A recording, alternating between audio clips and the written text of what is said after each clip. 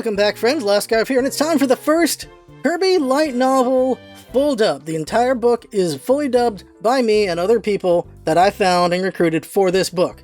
There are also sound effects and music from the Kirby games and from the Kirby Cafe, so see what you recognize. Make this as quick as I can so that you just hear the book if you want to hear it on repeat so you don't have too much fluff. This book is titled Kirby and the Dangerous Gourmet Mansion. Gonna give you, here's the format. The official information about this book, then it's gonna be the book, and then after all that's gonna be the credits for everyone involved with this full dub. That's gonna be it. So here we go. Here's the official information. First up is the fans translator for this book. It is someone called Friendship Ended with Pokespace. What happened is they had some drama in the past. This book was translated over a decade ago.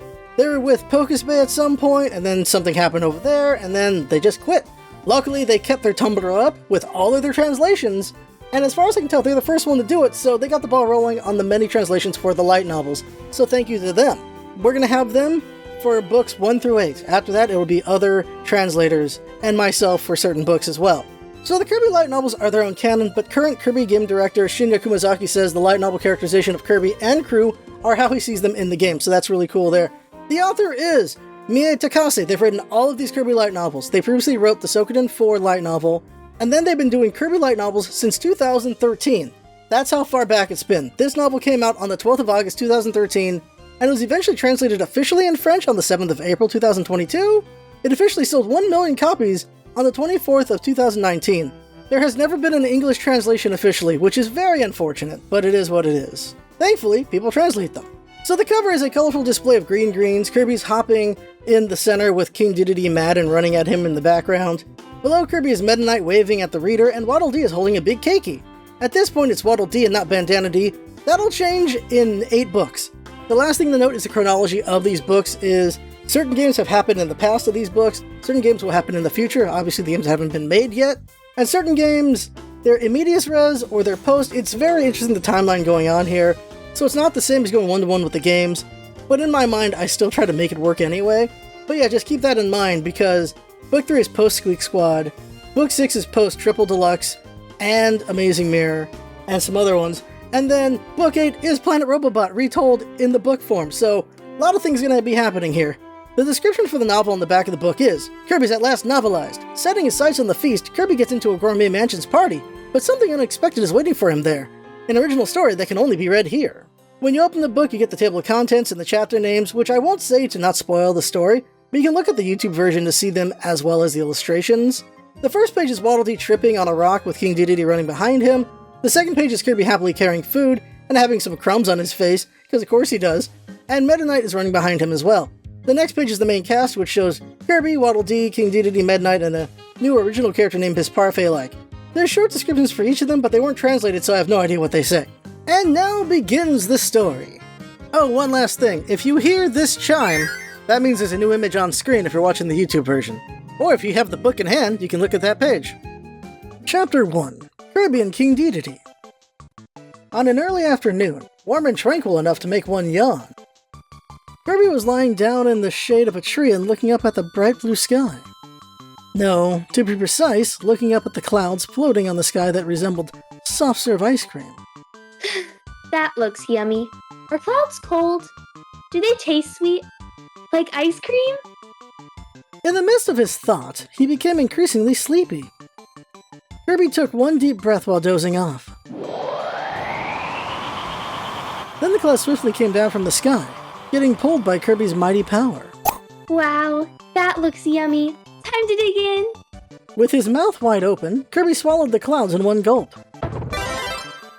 It's so soft and sweet.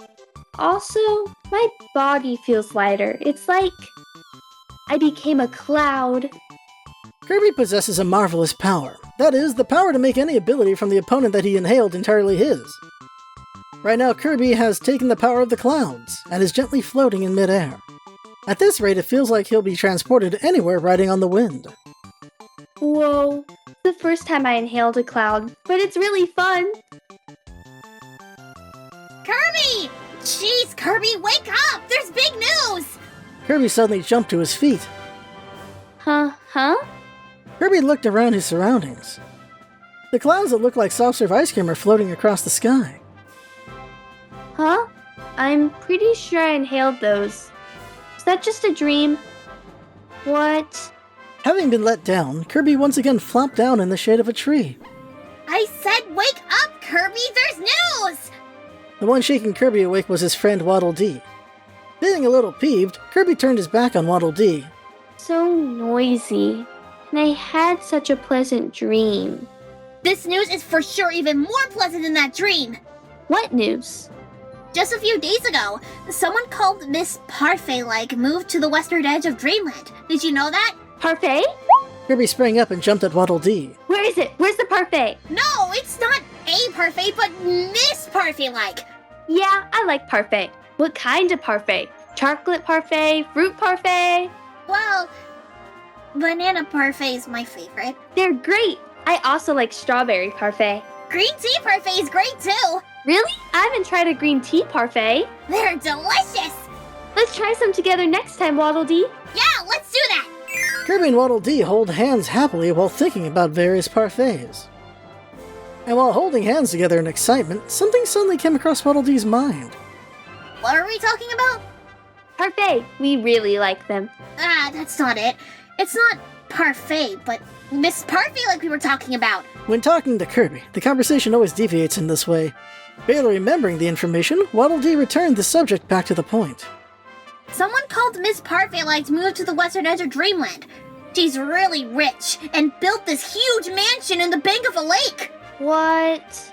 Kirby lost all interest as soon as he realized it wasn't related to food parfait. Not to mention that it'll soon be your birthday. It seems like a party will be held in celebration. Looking up at the white clouds once again, Kirby began to take deep breaths. That was a dream just now, but if he were to give it his all and continue the challenge, sooner or later he might really be able to inhale those clouds. It's rumored that it'll be a really grand party. You know, because she's rich. Hundreds of guests will be invited to the mansion and dance all night long. That sounds lovely, right? Unfortunately for Waddle Dee, Kirby wasn't listening at all. A birthday party for someone he didn't even meet before isn't fun or anything. Inhaling cloud practice is more important than that. Miss Parfait-like is a huge gourmet, so she has several personal chefs. Or so I've heard. Of course, a mountain load of feasts will be served at the birthday party. The moment he heard that line, Kirby turned towards Waddle Dee after having taken a big breath. A feast? Of course, Kirby has no ill intent. None at all. However, his shout turned into a powerful air bullet and directly hit Waddle Dee. So Waddle Dee rolled across the field. Ah! Kirby shouted while chasing after him. A mountain load of feast? Are you sure about it, Waddle Dee? Waddle Dee bounced several times while rolling across the field, only to be stopped once he bumped into a huge boulder. That really hurt. That was dangerous, Kirby! Hey, by saying mountain load, how much is that? As much as Mount Dedede? How many times do I have to say it? Your air pellet is too powerful. I asked you to please check that no one else is around whenever you exhale. Is there fried chicken? What about curry rice? What about hiyashi shuka? What about ice cream? I was saved thanks to being light, but it could have gotten seriously hurt if you weren't careful. What about parfait? Hey, what about parfait? No idea. Waddle Dee gave up complaining. When absorbed in talks of food, anything said to Kirby would be of no use. In any case, plenty of dishes will be served. They said even if hundreds of guests were to spend 3 days eating, they wouldn't be able to finish it at all. That's alright, because I'll be able to finish it all by myself. Yeah, if it's you, then it could all be slurped up. But you're not invited. I ate 100 servings of curry rice at an eating contest before. I was really thirsty, so I also ended up drinking 100 servings of juice. Everyone was surprised. That's amazing, but this party isn't an eating contest. The insides of my mouth were burning from the spiciness, so I ate 100 servings of ice cream as well. So you can relax, Waddle Dee. Whatever feast is served, I'll be fine. Yeah, I'm not worried about anything, but leaving that aside, Kirby... A feast! Let's hurry, Waddle Dee. Grabbing Waddle Dee by the hand, Kirby began to run at full speed. Already the insides of his head were filled with nothing but mountain loads of feast, his tongue hanging out with drool as well. While letting himself get dragged, Waddle Dee shouted desperately, Hey, wait a minute,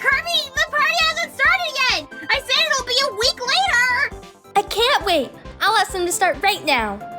Didn't I say that's futile? On top of that, you're not even invited, so there's no way you can get inside the mansion. Eh? Without an invitation, you can't attend the party. Returning to his senses, Kirby paused at last and was puzzled. An invitation? What's that? Does it taste good? It's not a food.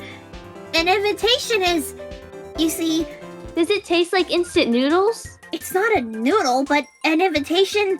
I love instant noodles. What about you, Waddle Dee? I couldn't care less to talk about noodles, so. Eh? You don't care for it? I can't believe it. You don't like cup ramen? Kirby staggered with great shock on his face. Waddle Dee spoke in a hurry. No way! I love cup ramen! That's a relief. The fish cake on top is delicious, right? I ate one with tempura once. Really? Does it taste good? Yeah, a lot. I want to try one. Let's try some together next time. Yeah, let's do that. The pair were holding hands together in excitement, but something suddenly came across Waddle Dee's mind. What were we talking about? Jeez, you're so forgetful, Waddle Dee. It must have been about strawberry shortcake. That's not it. We were talking about that, but... That's right, invitation! Remembering it barely, Waddle Dee returned the subject back to the point. So, you see, you can't go unless you receive a letter that says, please come to the party from Miss Parfait-like. They won't let you inside the mansion if you barge it as you like. Huh? What should I do in order to receive a letter? If I ask for a letter, will they take one out? Even if you were to do that, it's no use. They say Miss Parfait-like will send invitations to only her close friends or very famous people. Alright, I got it. I'll be friends with her at once. In a hurry, Waddle Dee stopped Kirby, who once again started to sprint westwards. Wait, listen until the end when someone's talking! There's one way to sing into the party without an invitation. What is it? It can be done as their personal chef. Her personal? There seems to be lots of chefs in the mansion, but that still isn't enough.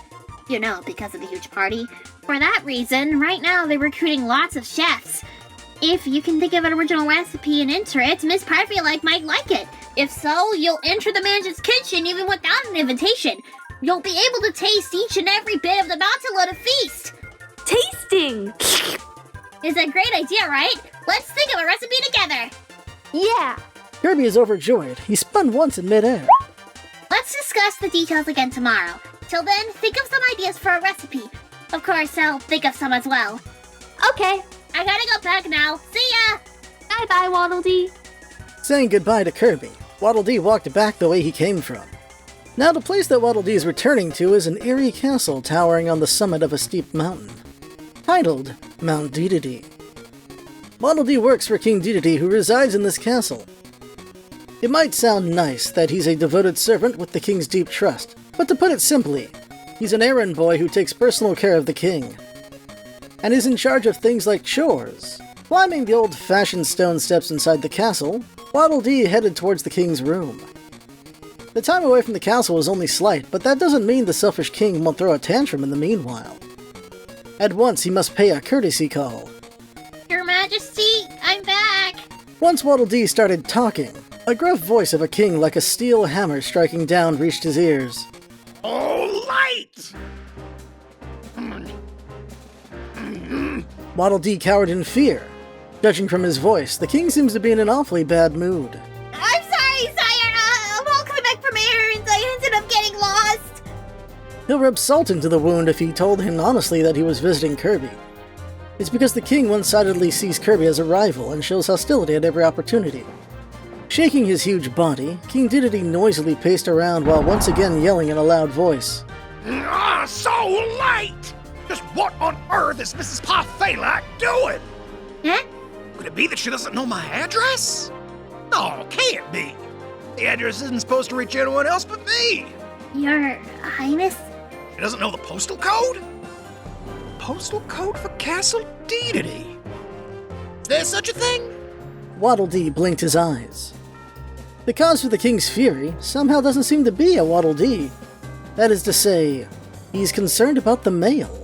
Your Highness, are you waiting for Miss Parfait-like's invitation by any chance? Waddle Dee. Could it be that you're... As if finally noticing Waddle Dee, King Dedede turned his head and jumped up in a rage. Oh, we was all you're doing, huh? You thought it was junk mail and threw away the party invitation, right? You nincompoop! Waddle Dee is taken aback by King Dedede's mail complaints. That's not it, sire! Every morning I probably examine every mail addressed to your majesty. The invitation hasn't arrived. Why not? Why is it that an invitation hasn't come to me? So that's it. The king seems to be irritated because the invitation to the party hasn't come. Your Highness must be friends with Miss Parfait-like. Friends? I can't be. I've never even met her before. Huh? If so, then there's no way the invitation will come. You moron! Who do you think I am? I'm the great King Dedede, ruler of Dreamland. Party can't begin unless I'm invited. King Dedede stomped his feet with his face bright red. The entire castle shook, as if in an earthquake. While shaking violently from the tremors, Waddle Dee blinked in surprise. As a matter of fact, proud titles such as Ruler of Dreamland or the Great King aren't anything more than what King Dedede claims himself to be. To the majority of the citizens of an unbelievably peaceful Dreamland, King Dedede is only seen as a glutton and a bothersome neighbor who's living in a castle on top of a mountain. For Miss Parfait-like, who just moved in, to somehow know his name would be unlikely. Even if she did, that's bound to be from an ill reputation such as a gluttonous braggart. I don't think the invitation will come at all. These are what he had in his mind, but he is not able to bring himself to say it. Even though there are no end to various hardships, Waddle Dee still looks up to King Dedede. He may be terribly selfish and treats others harshly, but he also has a deep empathy, showing that there are also some manly aspects to him. Before now, Waddle Dee has been saved over and over by the king. Of course, although he acts almighty, he also expects gratitude in return. To not hurt the king's feelings, Waddle Dee chimed in with him. That is strange. Why hasn't an invitation come, Your Highness? Uh-huh. The mailman must be slacking. This is outrageous. It is! I'll give that post office director a good scolding later on. By the way, Waddle Dee, once, I'd like to hear your opinion. King Dedede suddenly opened the door to his walk-in closet. The fashion-conscious king has stocked up on his flashy hobby. It's stuffed with gorgeous costumes. Between this sequin suit and this full-body spandex with a plume, which one do you think is better? Yes? Not yes. I'm asking which one I should wear for the party. Holding a 7-colored sequin suit glittering brightly in his hand, King Dedede held it to his body and turned around. The ceiling's lighting was reflected onto the spangle, and was as radiant as it could be. Whoa! Waddle Dee covered his eyes with his hands in exclamation. Huh? What's with that attitude of yours? King Dedede glared at Waddle Dee with suspicion. Nervously lowering his hands, Waddle Dee made an excuse. Well, it was so lovely that I was blinded by it. In an instant, the king's mood became better again. Is that so? You certainly are honest. But you see, this is a custom-made, ultra-lavish suit.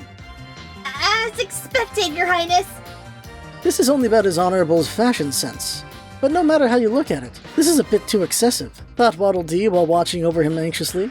Still, this full-body spandex is also too much to throw away, isn't it? The next one that King Dedede held in his hand was a full-body spandex suit with a huge plume that reached up to the ceiling. As if making a seductive look, the king held the full-body spandex to his body. How is it? Ain't I sexy? This was even more of a destructive design than the sequin suit. Unable to look away or burst out laughing, Waddle Dee fell into a labored breathing. His Highness's fashion is usually great, but this is especially excessive.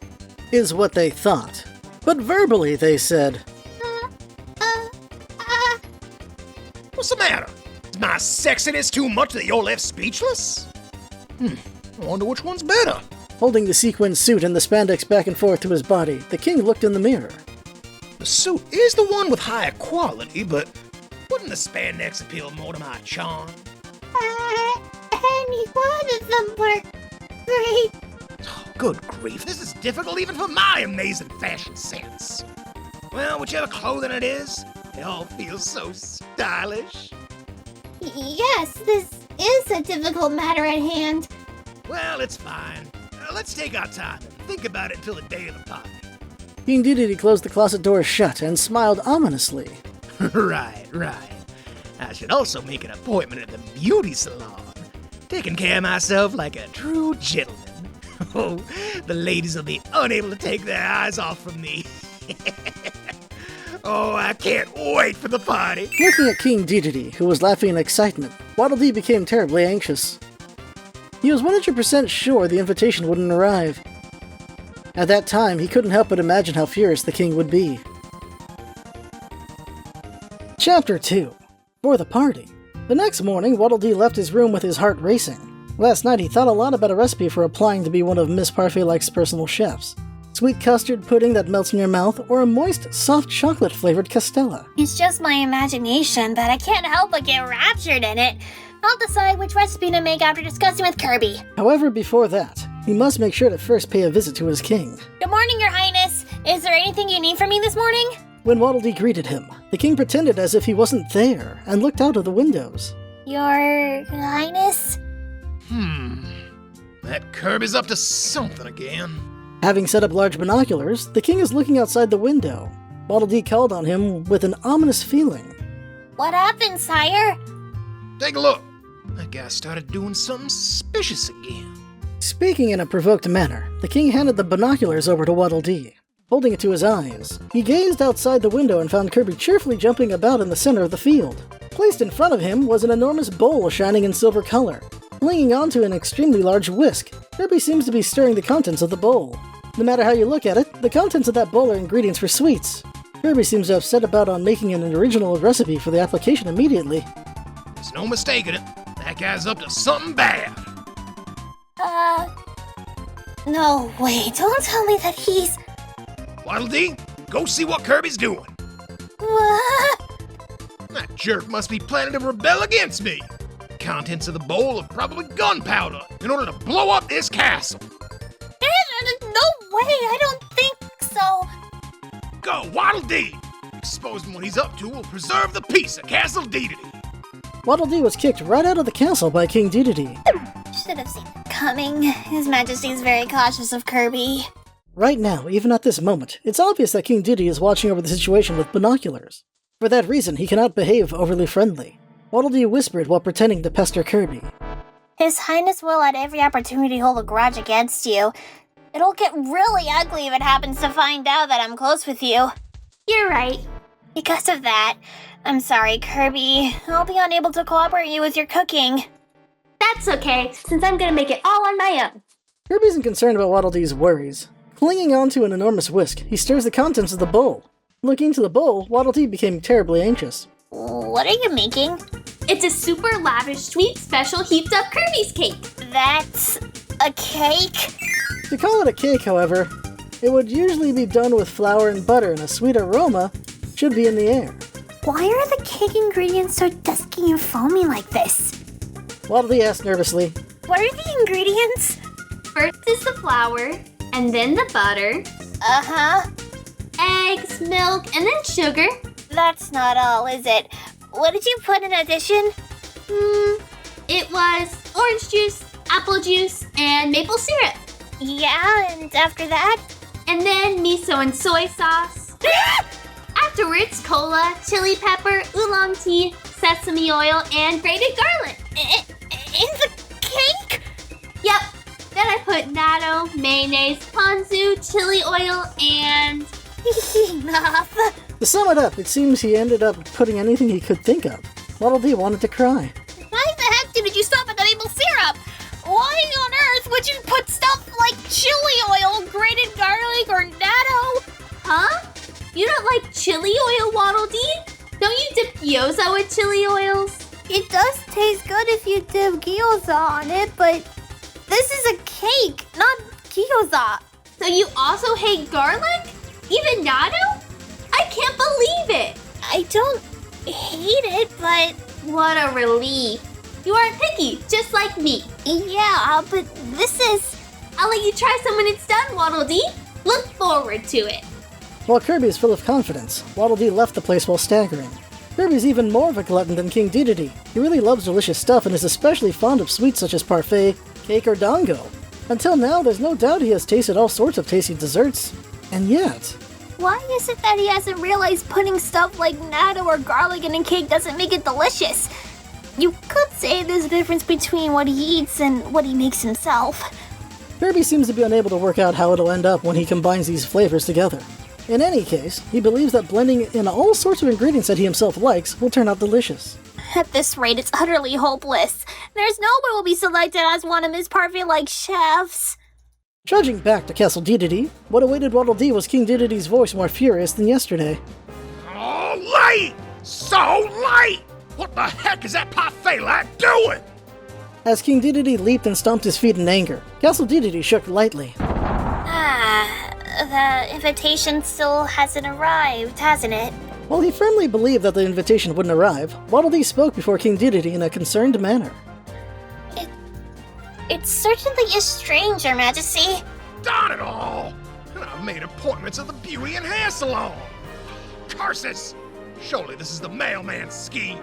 The mailman got in cahoots with Kirby, and is without a doubt trying to lure me into a trap. Shoot! I'll forgive them. King Dedede was so enraged that he was overcome with paranoia.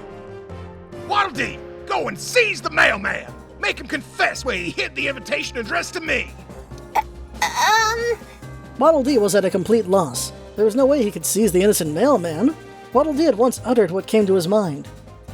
Well, Your Highness, I have a great idea. What? Tell me. How about becoming one of Ms. Parfait-like chefs? What? To tell you the truth, I punished Kirby and made him confess. While inwardly apologizing to Kirby, Waddle Dee gave an explanation mixed in with a slight lie. That jerk Kirby seems to be scheming on becoming one of Ms. Parfait-like's personal chefs in order to sneak into the party. Since if that happens, he'll be able to taste as many dishes as he likes at the party. Taste as many dishes as he likes? King Dedede was mesmerized with drool, but quickly wiped his mouth. What Kirby is making in the field is an original cake recipe. He's planning for Ms. Parfait-like to like it and then become her chef. Finally, he'll be able to taste as many foods as he wants. Darn, what a crafty fellow. I'm so jealous. Why, to make such a clever plan. How about His Majesty also think of an original recipe and sell it off to Ms. Parfait-like? If so, you can boldly enter the mansion's kitchen without something like an invitation. You'll taste as many foods as you want as well. You idiot! His face bright red, King Dedede raised his fist in the air. In a hurry, Waddle Dee took cover alongside the walls. I'm the great King Dedede, ruler of Dreamland. I'm not gonna cook for someone else. Yes, sir! Forgive me, sire! Waddle Dee, you do the cooking. Huh? You become one of the chefs. Then call me into the mansion's kitchen. I'll be the one to taste the mountain loads of food. Oh, it's perfect. What a genius idea. So, to put it simply, he seemingly intends to come in stealthily from the back door and eat the cooking for free. For a great king, the idea was a bit simple-minded. Waddle Dee couldn't help but be troubled. Working with Kirby, just thinking of what to cook would be enjoyable, but being ordered by King Dedede is a different story. Still, if he doesn't become the chef, King Dedede is sure to vent his anger on him. You can't really cook. Wouldn't it be better to leave stuff like that to the pros? Pro? A professional in cooking. For example, someone like Chef Kawasaki. Chef Kawasaki is a cook who boasts the best talent in Dreamland. Whatever ingredient it may be, he makes it into delicious cooking and is without a doubt a pro of pros. King Dedede nodded. I see. Then King Dedede clapped his hands. It's all clear now, Waddle Dee. Alrighty, go call Chef Kawasaki. Yes, sir! Waddle Dee rushed out of the castle with a sigh of relief. His destination is Chef Kawasaki's restaurant. However, the store was closed, and the door had a label on it saying, "I'll be resting for some time." Huh? What could it be? Maybe the chef is ill? Waddle Dee wonders what's going on with Chef Kawasaki for a time as he stares at the door. Waddle Dee was puzzled in front of the store when he heard the sound of wings flapping. It was one of the inhabitants of Dreamland. Bronto Bert! Flying around on Waddle Dee's head, Bronto Bert greeted him. Yo, Waddle Dee. Came for some grub? Sorry, but Chef Kawasaki ain't here. What happened? Is he sick? Nah, that's not it. You know that someone called Mrs. Parfait-like moved to the southern edge? Yeah, of course. Chef Kawasaki was sent for by that person and left. You see, he's gonna become the mansion's exclusive chef. This couldn't be. He came too late. If you think about it, Chef Kawasaki is Dreamland's best cook, so it's natural that a gourmet like Miss Parfait-like would lay her eyes on him first. The restaurants remained closed for the last few days. So that's what happened. That Parfait-like must have taken quite a liking to him. At this rate, it's possible he might quit the store altogether. That's such a shame. It really is. It's sad, since I was also a big fan of Kawasaki's cooking. Flapping his wings, Ronald Burt flew away. Chapter 3. Copy Ability. Having been unable to count on Chef Kawasaki, he must find an alternate chef. But it's unlikely that there are any chefs beyond Chef Kawasaki, His Majesty will probably be enraged. thought Waddle Dee, and his footsteps became heavier. I'm back, sire. Oh, wasn't that quick, Waddle Dee? What happened with Chef Kawasaki? That's... When Waddle Dee explained in a downcast manner, King Dedede folded his arms with a groan. Oh, I'm really mad! That jerk Parfait-like forgot to send me an invitation and is hogging Chef Kawasaki all to himself! Trying to pick a fight with me? This is absolutely inexcusable! Yes, sire, it certainly is. By now, Kawasaki's probably cooking at Parfait-like's mansion. Stuff like roast beef, whole roasted turkey, salt grilled cow tongue, filet steak, or hamburger. The king's musing is nothing but meats. Oh, yikes, my stomach is grumbling. How could you be so cheeky, Parfait-like? Not like she'll cook those extravagant dishes for me, even if it's my birthday. On Your Majesty's birthday, only us subordinates will be the one present, huh? Oh, be quiet! Ugh. King Dedede gave Waddle Dee a good kick. Huh. Come to think of it, what happened to Kirby? Paying no heed to Waddle Dee's dizziness, King Dedede took his binoculars and ran up to the window. I don't think he was ever a chef before. Well, I want to say that, but I don't know. That pink ball, I can't let my guard down, even with how tiny he is. Holding the binoculars to his eyes, the king gazed outside the window. Huh? That jerk is steadily preparing something. Take a look, Waddle Dee. The king thrust the binoculars to Waddle Dee. Peeking through the binoculars, Waddle Dee was able to see Kirby running around, restlessly in the center of the vast field. Carrying a large stone with both of his hands, he appeared to be piling it up diligently. What on earth is he doing? Looks like he's preparing to make a fire. A fire? Ah, to use it for cooking. Yep. By piling up the stones like that, you'll make a stove. When the food's cooked up in the stove, the original dish will be completed. Is that what he's planning? You're doing it, huh, Kirby? Waddle Dee was impressed for a moment, but he realized something immediately. His execution in preparing the stove is flawless, but the problem is that dreaded cake. No matter how well the stove is made, the ingredients are still all wrong. Recalling the dusky, foaming liquid in the bowl, Waddle Dee grunted in spite of himself.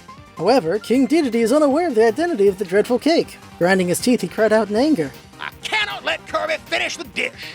Go and interfere with him, Waddle Dee. Destroy that stove. And destroy that stove? Pulverize it without leaving any trace. Is what I want to say, but... Looking down at Waddle Dee's small body, King Dedede snorted. Wouldn't really be fine. I've decided to teach that Kirby a lesson. Right. I gotta get someone stronger than you. I've got it. Call Burning Leo. You mean him? Waddle Dee was hesitant. Burning Leo is one of the subordinates serving King Dedede, being able to handle fire at his will. He is by all means a strong warrior. However, while he is certainly strong, he's quite a ruffian, and would be uncontrollable if he went berserk. Waddle Dee wasn't very good with Burning Leo. Well, it's because the target this time's a stove. When it comes to a fire specialist, Burning Leo's the man. It would be best to leave it to that guy. Well, but Burning Leo will easily run amok. Oh, enough with the complaining and go! King Dedede's enraged voice reverberated throughout the castle. He'll get another kick if he were to move tardily. So in a hurry, Waddle Dee rushed out of the king's room. Destroy Kirby's stove? That sounds fun. Hearing the story, Burning Leo was all pumped up. Seeing him breathing out his flames, Waddle Dee hurriedly covered his head and lay down on the floor. If that's the case, leave it all to me. I'll burn down the stove without leaving a trace behind. Well, don't get too pumped about it. If you were to burn the surroundings as well, it might end up causing a huge fire.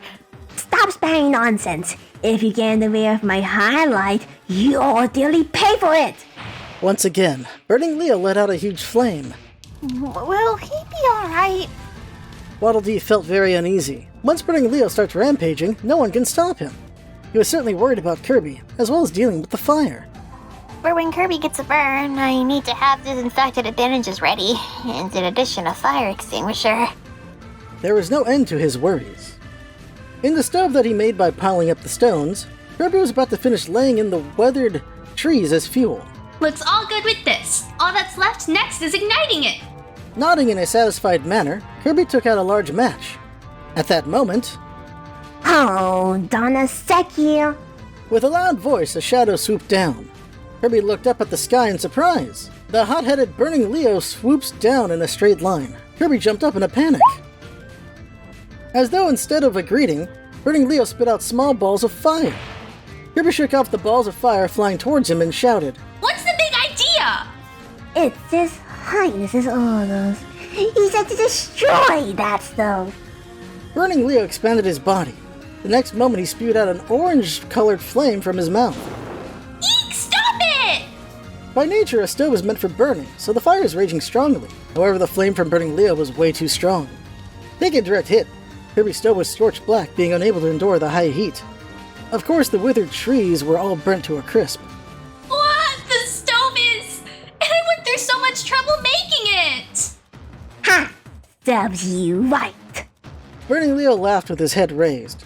In a flash, the fire that destroyed the stove spread to the grass, and the surrounding trees as well. At that moment, Waddle Dee came running holding a medicine box and a fire extinguisher. Kirby, are you alright? Are there any burns? Waddle Dee, I'm alright. Oh, that's a relief.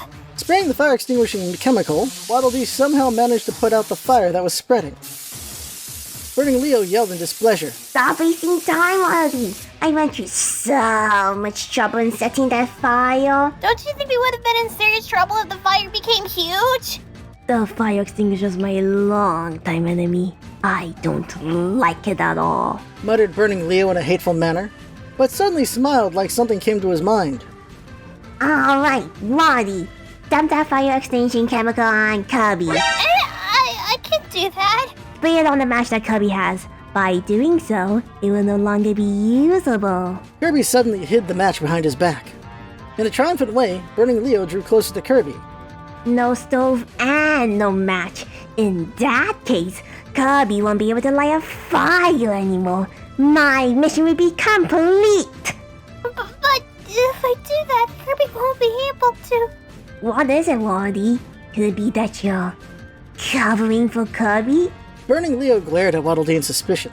Waddle Dee clenched his teeth. He definitely didn't want to put his friend Kirby in harm's way. But if King Dedede became suspicious, he's dead meat. What should I do?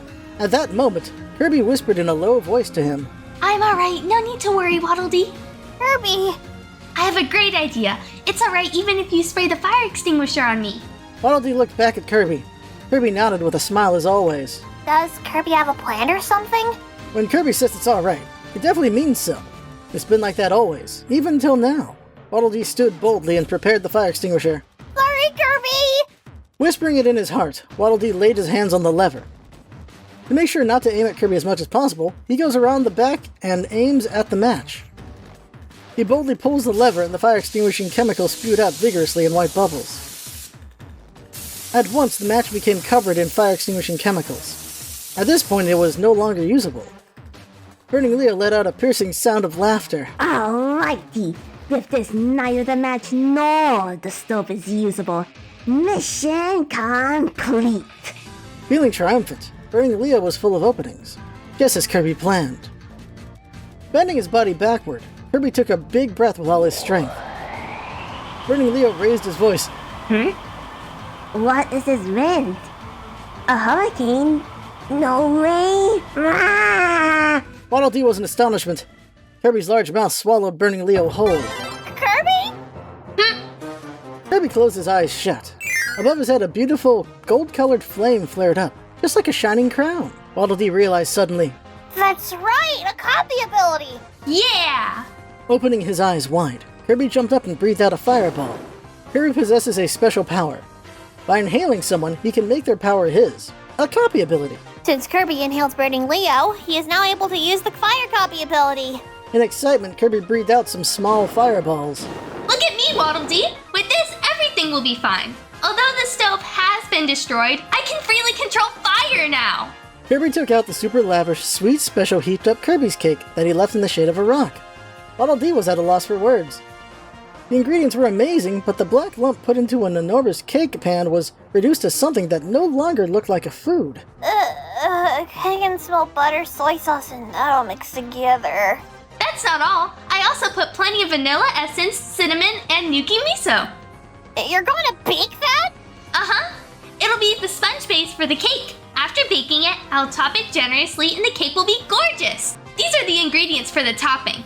Once again, what Kirby took out next looked like anything but cake ingredients. Kirby, you're gonna place these on a cake? Yep, you'll help too, right, Waddle Dee? Why would you put fried chicken? It's delicious, isn't it? Jamai, gyoza, pickled radish. It makes your mouth water, right? Next is sausage, chikua, and tuna fillet. In addition, I'll put plenty of whipped cream and strawberry jam. Waddle Dee covered his head and fell prostrate. What's wrong, Waddle Dee? I get it. You're really hungry, huh? Just hold on a minute. I'll bake it right away. Facing the cake pan, Kirby puffed out his chest and opened his mouth wide, breathing out flames. He would use strong flames for areas that would preferably be browned, and weak flame for areas that would preferably be cooked thoroughly. He cooks thoroughly without leaving even the smallest spot behind. Waddle Dee was impressed by such skillfulness. Kirby is amazing as always. He's able to use the power that he just copied flawlessly. Still, what a waste. He lets out a sigh. Even with the perfectly conditioned heat level, the ingredients are still awful. As I thought, it would have been great if I gathered the cake ingredients. All I needed to impress Kirby with was to bake it. Even if he were to regret it, it was too late. With the cake base baked, Kirby was decorating it one by one with toppings.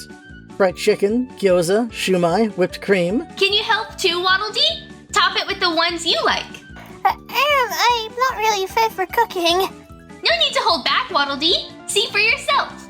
On top of decorating the cake with things like fried chicken, chikua, tuna, and whatnot, Kirby put a generous amount of strawberry jam along with honey. Looks yummy. In delight, Kirby did multiple somersaults. Amazing! This cake might even go down in history.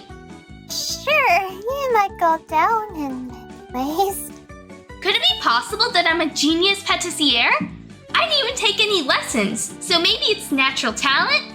Oh my, I'm amazed at my own talent. Sure, it might be. Perhaps Kirby and King Dedede aren't so different after all, thought Waddle Dee, while hanging his head. With this, I'll undoubtedly become a chef at Miss Parfait-like's mansion. Yeah, it'll be great if you do. I should try some immediately. You too, Waddle Dee. Waddle Dee's face froze. Me too? Of course, since this is a cake of friendship between me and you. Thanks, but you go first, since you made it. No need to hold back, Waddle Dee. Come on, try some. I want to go after you. Waddle Dee frantically turned his head. Kirby was puzzled. Really? Then, sorry, but I'll try first. Yeah, by all means. Time to dig in. Scooping a spoonful of cake, Kirby swallowed in one gulp. Holding his breath, Waddle Dee watched over him. Kirby's smiling, cheerful face suddenly stiffened. His pink face is quickly turning purple. Kirby, are you alright? Leaping up, Kirby spat out an exceptionally large fireball. Ah, that's dangerous! Ah! While screaming, Kirby began to run as if he was flying. Waddle Dee ran behind him. Wait, Kirby, are you alright? A large stone is in Kirby's way. Be careful, watch out! Despite Waddle Dee's shouts, it's too late. Stumbling on the stone, Kirby sprang high. At the same time, when crashing into the ground, Kirby's shining flame crown fell off and returned to the form of Burning Leo in an instant. You tricked! Remember what I want this next time! Burning Leo ran away as if he was rolling. Dumbfounded, Waddle Dee watched him go, but quickly realized and turned towards Kirby. Kirby is lying limp above the grass, with the vigorous flame crown having disappeared. He is completely back to normal. Kirby, are you alright? Yeah. Kirby got up while staggering. Are you sure that you're fine? The flame crown on your head disappeared. Once taking damage, the copy ability falls off and becomes unusable. Then the fire ability? It turned back to Burning Leo, but it's fine. Kirby shook his head. I'm fed up with cooking. Can't be a cook, so I don't need fire anymore. I can't be. Either way, eating is better than cooking. I see. Waddle Dee was in a mixed feeling of relief and disappointment. The cake may have come out awfully, but it was such a shame to see all Kirby's eager effort go nowhere. Of course, the strategy to sneak into Miss Parfait-like's mansion has also failed. We can't go to the party, huh? Kirby said downheartedly. Yeah. I really wanted to go. I'm sure there'll be another chance. Holding hands together, Waddle Dee and Kirby sighed together. And it was at that time. Feeling that he could faintly hear a mysterious noise from the sky, Waddle Dee looked up at the sky. He could see a small, black spot in the bright blue sky. It steadily grew in size and drew closer. Hey, Kirby, look! Huh? What is that? Looks like an airship? It was as Kirby said. In the beginning, it looked nothing more than a tiny dot. But now it came close enough for the shape to be clearly identified. It's an airship shining in silver color. The airship is lowering its altitude little by little. It appears to be landing somewhere nearby. By any chance, could that be? Kirby and Waddle Dee ran off towards the airship's landing spot. Chapter 4. Meta Knight appears. The airship was gracefully landing right in the middle of the field, in front of where Kirby and Waddle Dee were watching. The entrance door opened without a noise. From there, the one to show himself was... Just as I thought, it's Meta Knight! Long time no see, Kirby. And Waddle Dee too. Meta Knight, the owner of the airship, lightly nodded to the two and slowly came down from the ramp. Meta Knight is a mysterious swordsman who hides his face with a mask. Not just his face, but also not his birthplace nor his past is known to anyone. He's a gentleman who dislikes cowardly acts, but would occasionally join hands with King Dedede in order to accomplish his own goals. To sum it up, he is a swordsman whose creeds or intentions are all wrapped in mystery. No one even knows where he usually lives. At times he would appear in Dreamland like it suddenly came to his mind.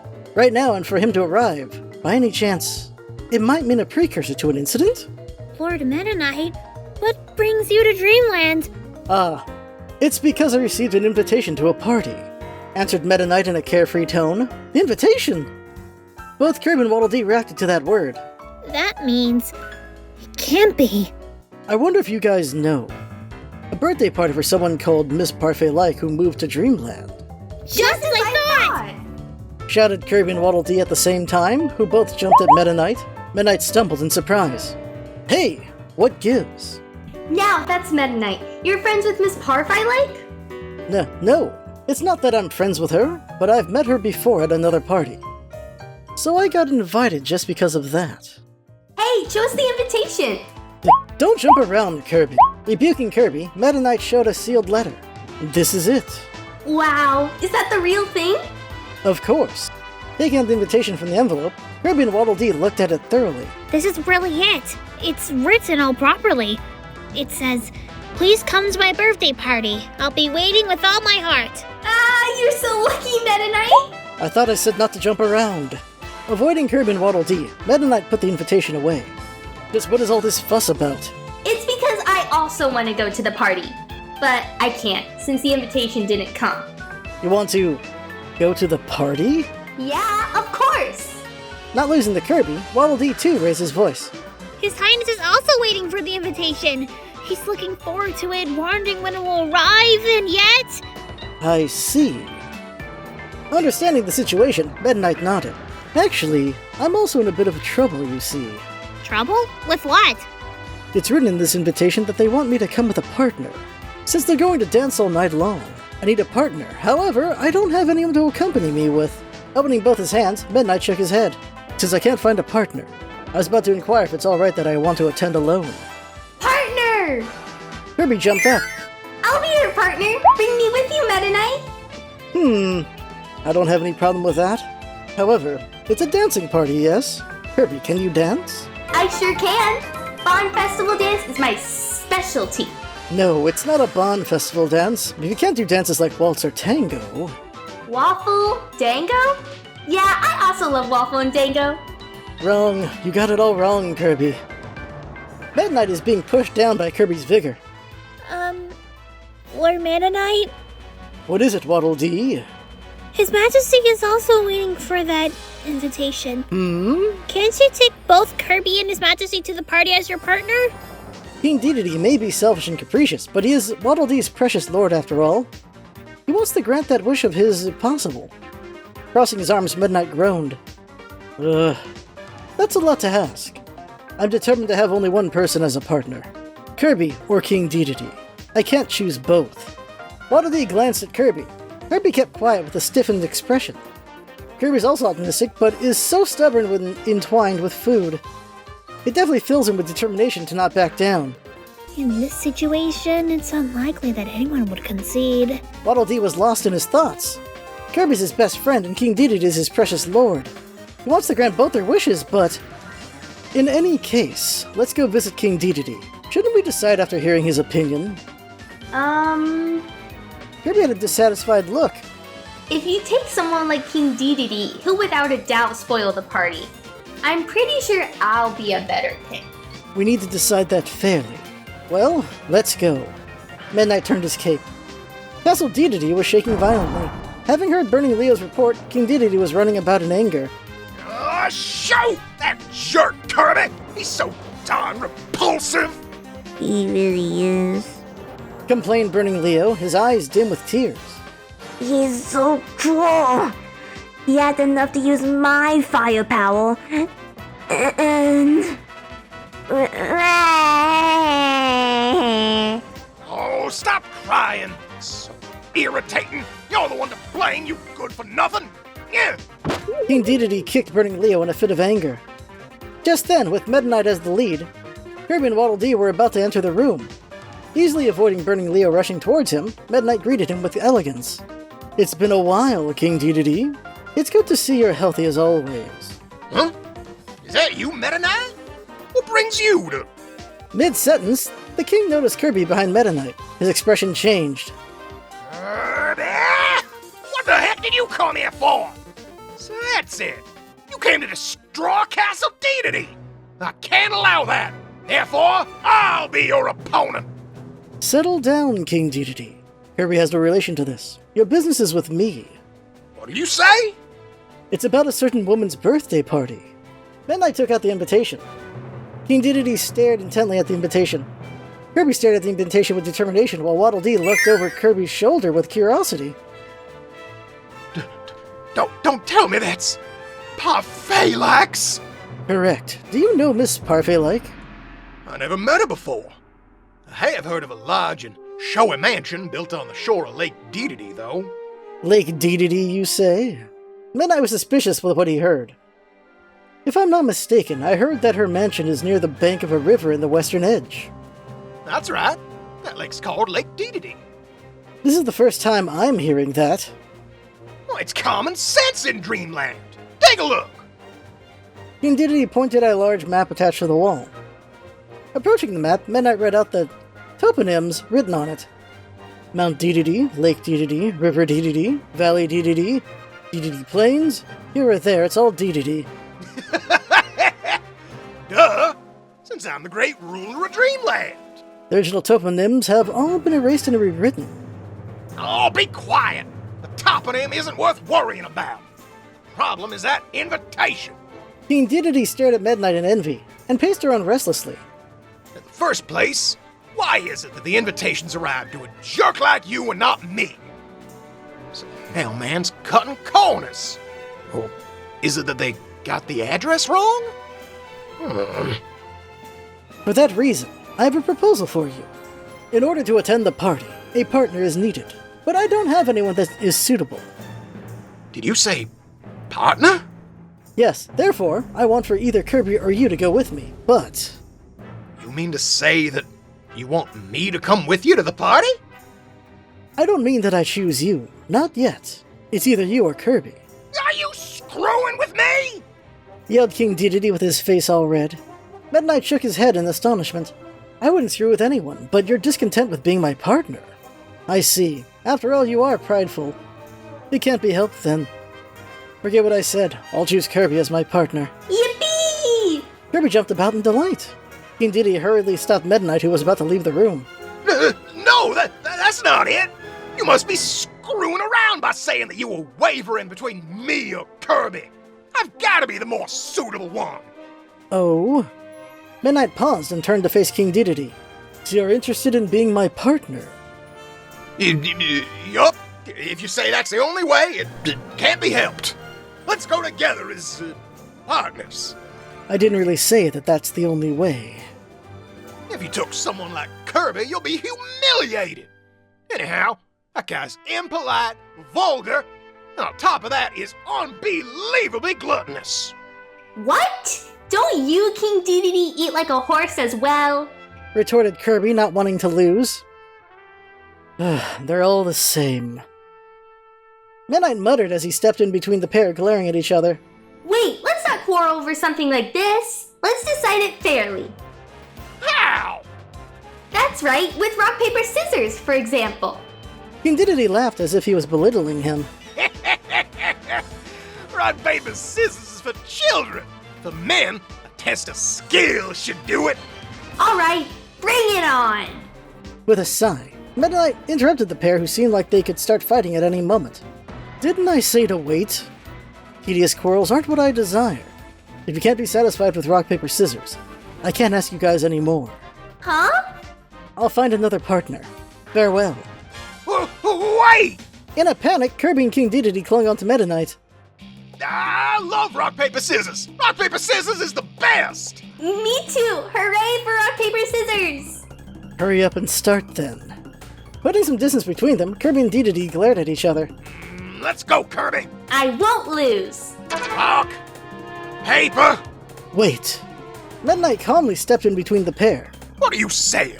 Don't interrupt us, Meta Knight. King Dedede, why do you have a hammer hidden in your back when it's rock, paper, scissors? Huh? This is... In a panic, King Dedede dropped the hammer that he was hiding, and so he made a flimsy excuse. It's for my protection.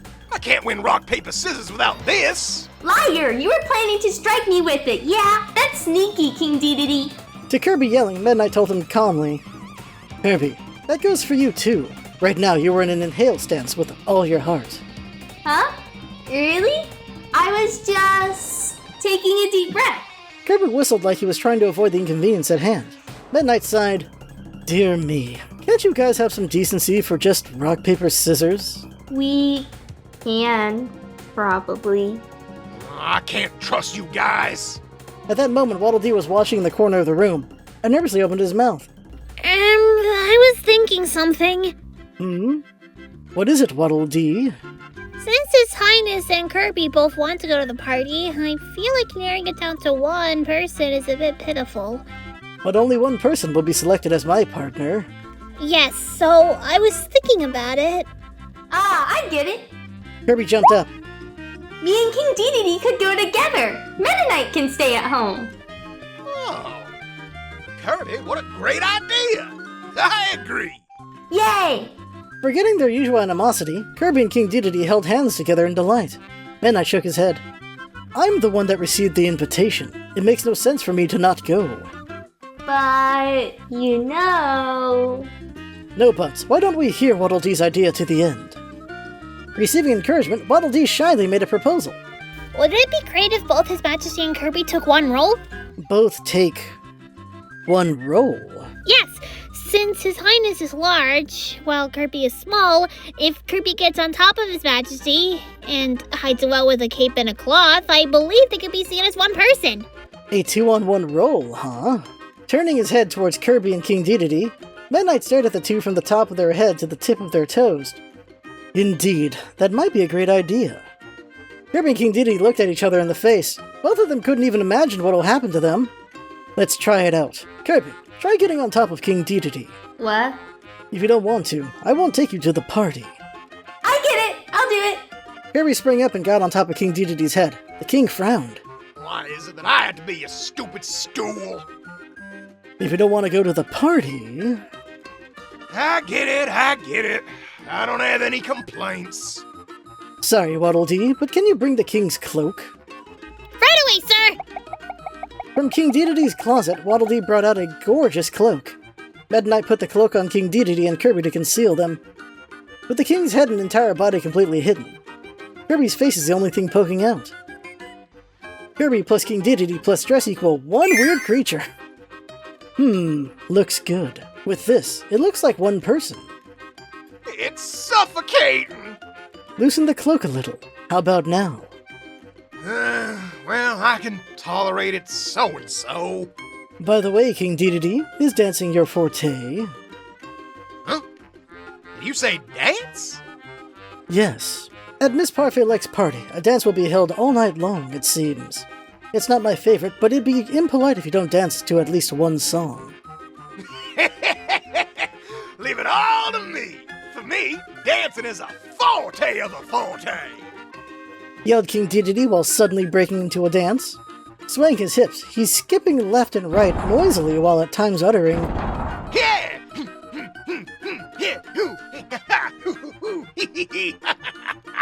Woohoo! Dedede dance! Kirby on top of the king's head, however, screamed.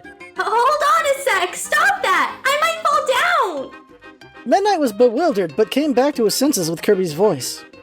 Stop, King Dedede. That's not the dance I want. What did you say? Can't you dance more elegantly and stylishly? Huh? But it was really elegant and refined. What was... I'll be humiliated at this rate. Let's practice waltz at least. Skipping gently, Meta Knight took King Dedede's hands. Are you gonna hold my hands and dance? Of course, it's waltz after all. Isn't it weird to do it with a man? You're right now that you mention it. Meta Knight pondered over it. I forgot all about it. Usually a dance is done in pairs of men and women. We have no choice but to trick them by cross-dressing as a woman. Kirby stared in amazement. Huh? Then are you going to cross-dress? Wow, I want to see! Not me. You guys are going to take the female role. We are? Me? Cross-dressing? King Dedede was trembling in his voice. Yes, you might hate it, but there's no other way. Endure it. Yeah, I hate it so much, and it's unbearable, but I'll still endure it. King Dedede, your voice sounds energetic. You're imagining things. I hate it, and I can't endure it. Heck are you doing, Waddle Dee? Hurry up and bring me the clothes. That's right, cosmetics too. Yes, sir! Once more, Waddle Dee opened the king's closet and brought some more clothes. Which one should I choose? You idiot! Isn't there a dress with more frills? That one. The one that's pink and has a large ribbon. Yes, sir! King Dedede, said Meta Knight, shuddering in fear. Why do you have a dress like that? Not to mention cosmetics. To not be bewildered in any situation. Those who are kings are always fully prepared. I see. Throwing off the cloak, King Dedede changed into the dress chock full of frills that Waddle Dee brought. It's a bit too tight. The dress seems to have shrunk. No, I think you got bigger. You say something? No, not really. How is it? It suits me, don't you think? Running up to the mirror, King Dedede cast his whole body and was absorbed in it. On top of the king's head, Kirby groaned and was about to fall down. This is awful. I feel gross. Shut up, Kirby. To you, this beauty can't be understood.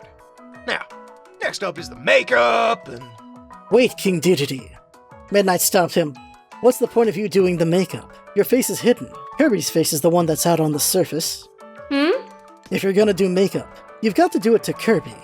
Huh? We're putting makeup on me? I've never worn makeup before. I don't want to. Endure it. Help me out, Waddle Dee. Run on it! I don't wanna. Kirby reluctantly jumped down from King Dedede's head. Waddle Dee rushed over with a complete set of cosmetic tools containing lipstick, mascara, etc. Let's start. Hold still, Kirby. Waddle Dee, have you done makeup before? I've helped out His Highness before, so I know how to do it, sir. Applying foundation on Kirby's face, Waddle Dee then applied a pink blush. As one would expect, he's skilled with his hands precisely because of getting pushed around by the king every day. Rose pink for lipstick, purple for eyeshadow, and a plenty of volume for mascara. All done! Kirby dashed to the front of the mirror and looked at himself with makeup on. At that moment, Kirby staggered with his breath taken away. This is so... What is it, Kirby? so... Are you shocked? It's not that much. so cute! Holding both his hands to his lips, Kirby jumped around. I couldn't recognize myself! I had no idea I looked this cute with makeup on!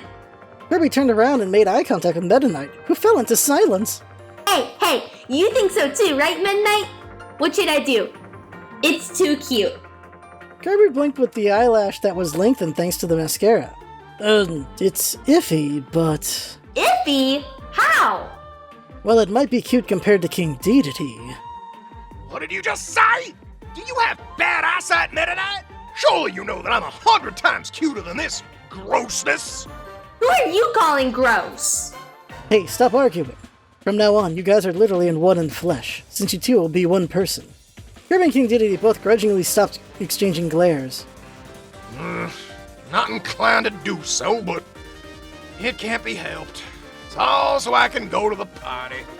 Yep, let's get along until the party ends. Alright, looks all good with this. Meta Knight turned to face Waddle Dee. Can you modify the dress so that King Dedede could completely be hidden? Yes! Also, after that, prepare a wig to put on Kirby. Understood! I'll leave it to you. Meta Knight looked back at King Dedede and Kirby. His expression is hidden behind a mask, but a tremendously worrying aura is hanging over his whole body. Anyways, both of you, make sure that no one gets suspicious of you. I know that! You can leave it to me. King Dedede and Kirby both did a fist bump. They're so in sync that their tense relationship they always have seemed like all a lie. For now, how about we practice dancing? Yes, sir. In enthusiasm, Kirby once again jumped on top of the king's head.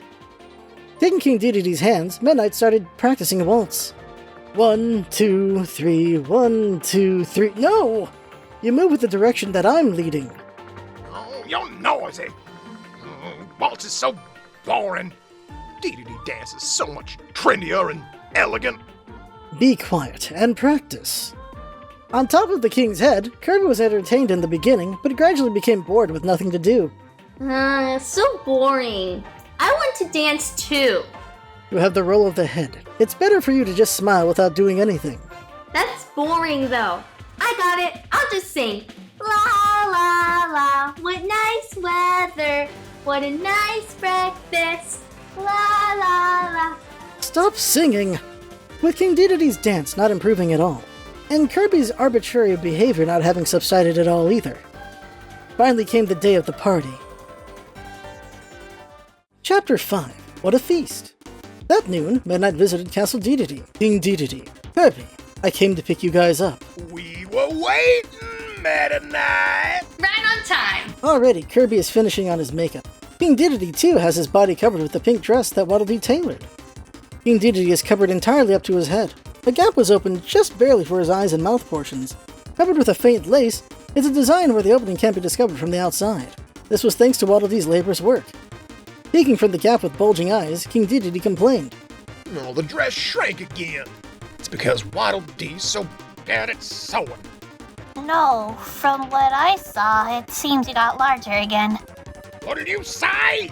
Haven't you considered going on a diet, even just a little? Meta Knight sighed, and once again looked at the pair. Well, do your best to fool them. You can count on me. I'll try my best. Let's set out then. Kirby, unite with Dedede. On it. Kirby jumped on top of King Dedede's head. Busily running around, Waddle Dee put a wig on Kirby. Kirby's feet were hidden with a large ribbon, and their joining point was unrecognizable. Lady Derby looked very cute in her dress. The big frilly dress with a big red bow was perfect. He even gave a wink for extra cuteness. Taking a step back, Meta Knight gazed at the two and nodded in a mixed feeling. Well, It does look like one person. No point in making a fuss about it now. Let's leave it to the heavens. Ignoring Meta Knight's words, Kirby and King Dedede are completely lost in their excitement. Ah, Miss Parfait likes party! I'm so excited! Just from Chef Kawasaki's cooking, there's no doubt mountain loads of mouth-watering feast will be there. I wonder if there'll be hiyashi shuka. Then tuna mayo rice balls. You silly. There's no way foods that ordinary will be served. When it comes to parties, meat is definitely the way to go. Roast beef, a thick steak. Oh, how irresistible. It'll be great if there are plenty of meat, fish, vegetables, fruit, and even cake. Yup, I'm on the same boat. Just like that, they're having a lively conversation as if they've been best friends since birth. Meta Knight warned the pair. If you get too carried away, you might end up exposing your identity. King Dedede, you have the role of the body, so you mustn't talk. So, since I'm the head, it's okay for me to talk? You can't. Meta Knight shook his head and said harshly, "For you, talking might blow your cover. I'll introduce you as a shy, reserved woman. Just stay quiet and smile. That's boring. We'll get kicked out of the party if our identity is exposed. You're fine with that? I'm not. If so, keep yourself quiet." Yes, sir. Kirby reluctantly nodded. Well then, let's go. It's a short flight with my airship. Take care! Waddle Dee waved his hand. Kirby looked down at Waddle Dee and apologized. Sorry, Waddle Dee, for not taking you along. It's fine, it's fine. I'll bring back some of the cooking from the party in a container. You don't need to worry about that. To Waddle Dee, King Dedede being absent was more pleasing than food or anything. Having the three on board, the small airship passed along a wide field, or plain Dedede according to King Dedede, and headed westwards. Outside scenery is being projected on the monitor inside the ship. Before long, a beautiful lake, or Lake Dedede according to King Dedede, could be seen. If it's a large mansion on the shore of the lake, then... Would that be it?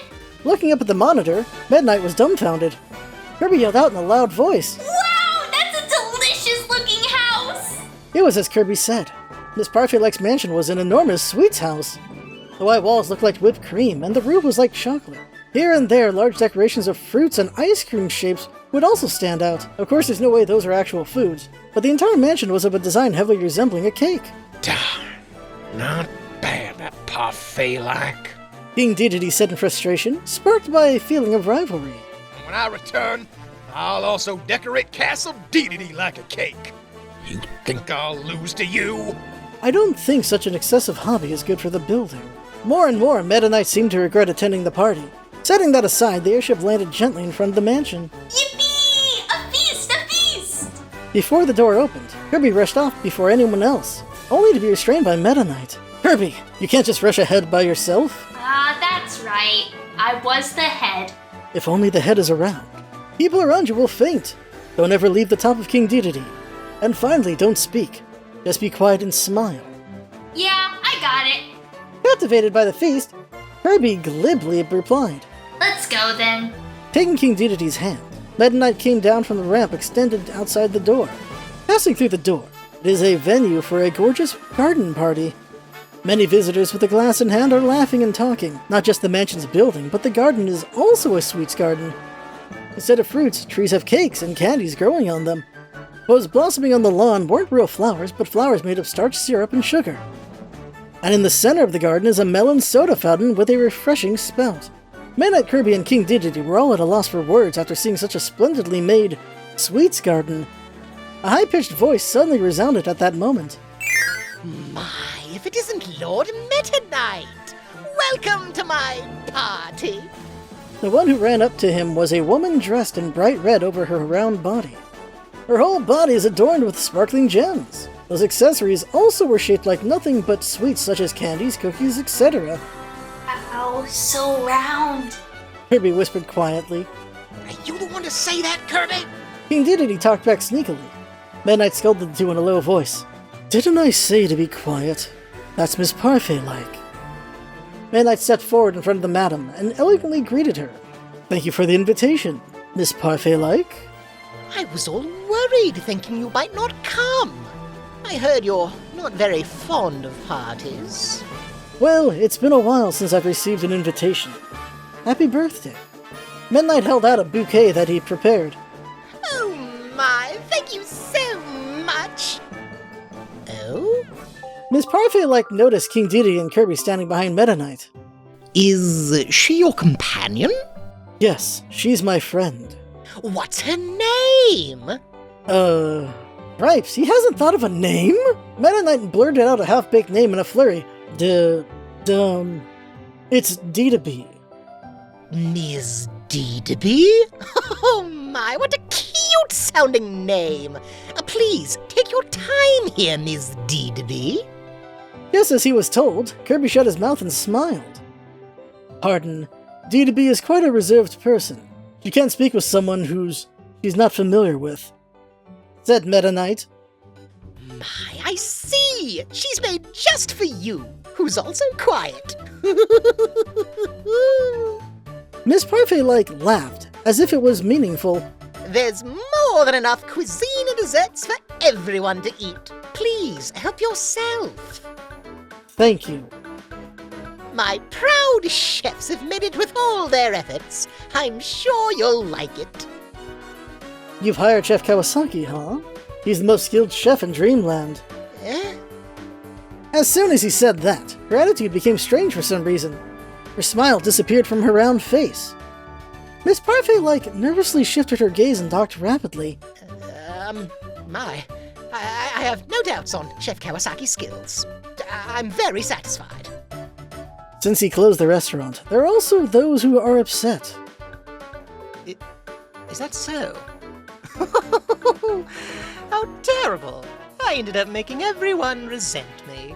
Yeah, you sure did. In a hurry, Midnight stepped on King Dedede's foot. Ow! Miss Parfait was puzzled. Did you say something? No, nothing at all. Right now, I thought I heard something from Ms. Dedede. It must have been your imagination. Is that really it? Anyways, feel free to take your time. Later on, it'll be the long-awaited dance time. Leaving Meta Knight, Miss Parfait went off to welcome the other guests as well. Now then, how about we go to the buffet corner? Yeah, let's go! Taking King Dedede's hand, Meta Knight walked while the people around them whispered to each other. The voices reach his ears, whether he likes it or not. Please look, it's Lord Meta Knight! Goodness, and I heard he dislikes bustling places. How unusual!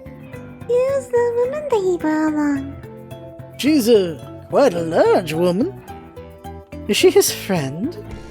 She might be his lover. Midnight twitched. She's Lord Midnight's lover? No way. Considering it's Lord Meta Knight, isn't it a bit suspicious that he brought a woman with him? I don't think she's simply his friend. That is true. Then, could it be his lover after all? So Lord Midnight liked that type of woman, huh? Midnight was desperate in trying to hold his anger.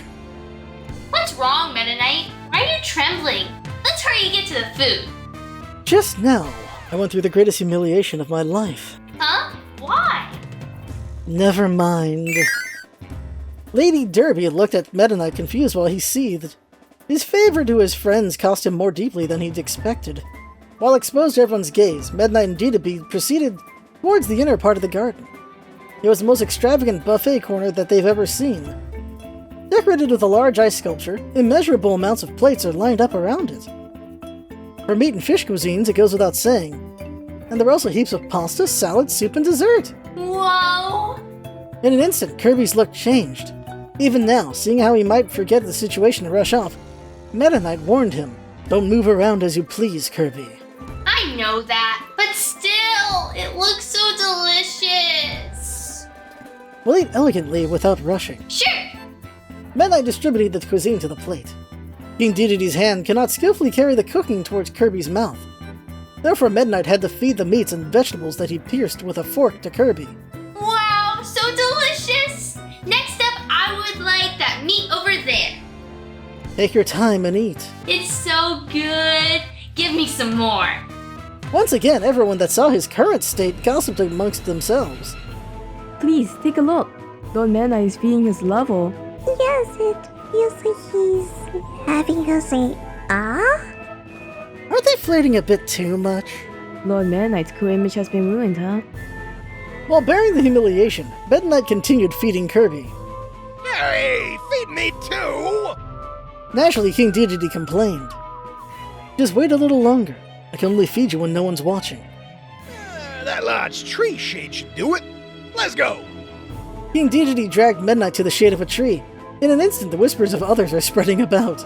Oh my, Lord Meta Knight and his level are running to the shade of a tree. It's very lovey-dovey. And I thought he was cooler than that. I feel so disappointed. Under the shade of a tree, King Dedede peeked his mouth wide from the opening of the dress. Hurry up and feed me! I'm at my limit here! I understand. Don't speak. Meat! Meat! Meat! Putting heaps of meat on the plate, Meta Knight carries it back to King Dedede. Here. Getting fed from the opening of the dress, King Dedede gulped down the clusters of meat with vigor.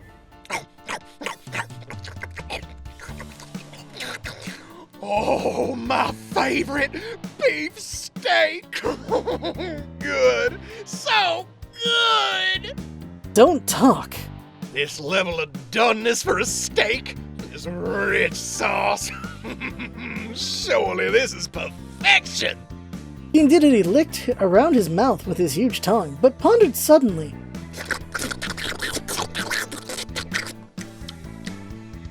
Wait a minute.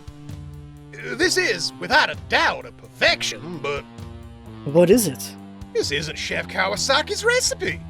The steak sauce that he makes it have more richness to it. A different chef must have made it. There are several chefs in this mansion. What a waste. Beefsteak's a huge specialty for Chef Kawasaki. Why didn't they leave it to him? King Dedede became upset. Oh, this is good too, but I do want to eat Chef Kawasaki's steak. Really? If you don't want it, then I'll eat it. Steak, steak! You've eaten plenty for quite a while. I still haven't had enough. Next up, go bring me some roast beef. I would like more shrimp salad. I'm not a servant for you guys. Seriously. While grumbling, Meta Knight returned to the food corner. Then, it was when Meta Knight was distributing the cuisine to the plates. Just by chance, he happened to hear some whispering nearby. Seriously, like selfish, hopeless. It was in a low voice, but his keen ears didn't miss the conversation. The one talking in secret are a duo composed of a plump man and a man of small stature. Is this gossip about Miss Parfait-like? I'm curious. While outwardly appearing nonchalant, Meta Knight listened intently to the two's conversation. Even chefs at my house were all snatched by Miss Parfait-like. He was such a skilled chef, so I held him very dearly. You too? I was as well. It seems to be because she promised to pay 5 times my salary. By no means can I match that. Indeed, after all, Miss Parfait-like is really rich. I see, said Meta Knight and smiled bitterly under his mask. Miss Parfait-like looks to be gathering up talented chefs with talks of money. She's quite a gourmet. Just how many chefs does she hire, I wonder? Meta Knight was about to leave with such thoughts, but paused suddenly when hearing words of dissatisfaction from them. At today's party, I thought our chef would be the one to cook, but I was let down. Oh? Our chef's strongest point is whitefish minoir, but today's minoir was unsatisfactory in taste. This isn't what our chef made. So that happened to you too. I'm on the same boat, for our chef salmon terrine was his masterpiece, but I wasn't satisfied with the terrine that was served at today's party. Another chef seems to have made it. I wonder why that's the case. It would be better if she just entrusted each of our chefs with their master dish. Miss Parfait-like has no idea how to handle chefs. While listening to the conversation, Meta Knight changed his mind. Come to think of it, King Dedede said the same thing. That today's steak recipe wasn't Chef Kawasaki. How could you go through so much trouble gathering a large number of elite chefs, while not letting each of them make their master dish? While Meta Knight looked at Miss Parfait-like in the distance. What are you thinking, Miss Parfait-like? Is there some sort of reason for that? Quietly to himself, Meta Knight gently asked Miss Parfait-like, who is welcoming the guests. With her face radiant, Miss Parfait-like is cheerfully laughing. Surely she seemed like a nice person just from the smile. There didn't seem to be any secrets. Am I thinking about it too much? Pulling himself together, Meta Knight returned to the shade of the tree where King Dedede and Kirby were waiting. Chapter 6. An Unexpected Case. Before long, the sun set and darkness fell upon the Garden of Sweets. Miss Parfait called out to the guests. It may have gotten dark, but the party will still continue. Everyone, please come inside the mansion.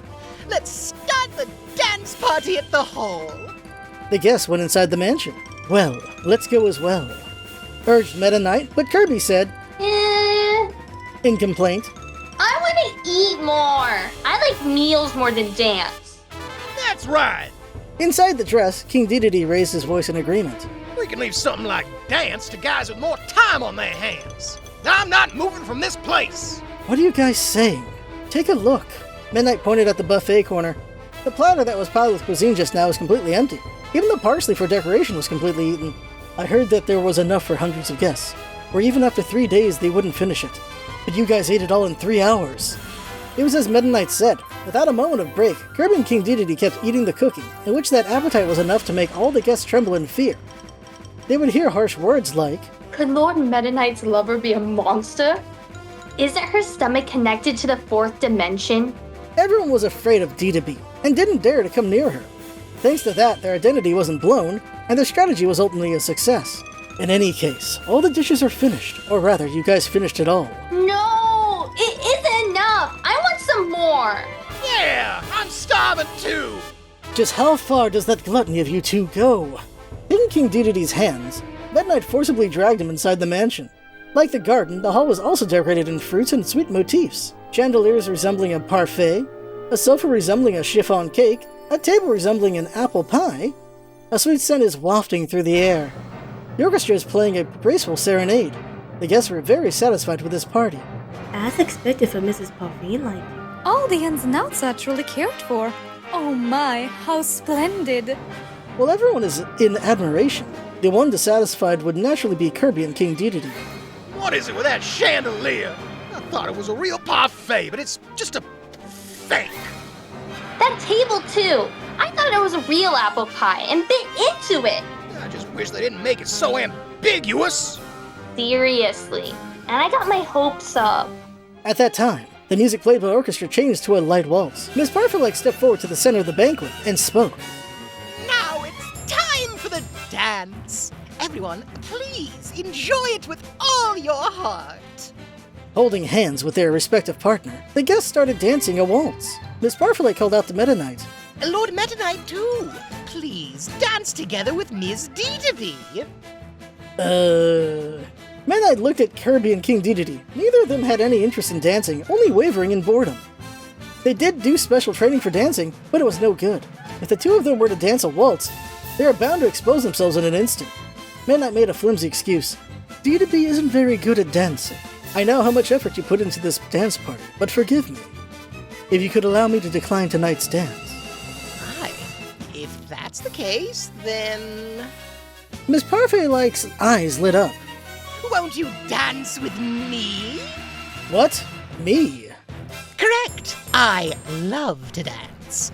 But I have the role to welcome everyone, so I didn't think I myself would be able to dance. If Miss Dedede won't dance, please take me as your partner. Meta Knight was about to decline, but changed his mind immediately. While dancing, he can exchange words without anyone interrupting. It's the perfect opportunity to hear from Miss Parfait. I understand. Let's be partners. My, I'm so happy! Together in Miss Parfait, Meta Knight walked up to the center of the dance floor. The guests murmured. My, Lord Meta Knight is dancing! What a rare sight. And yet would Mrs. Perfect like? I wonder what happened to Miss DB, his companion. Looking at Dedede, they whispered in a group. Why is she clinging onto the sofa? It's like she's about to bite on it.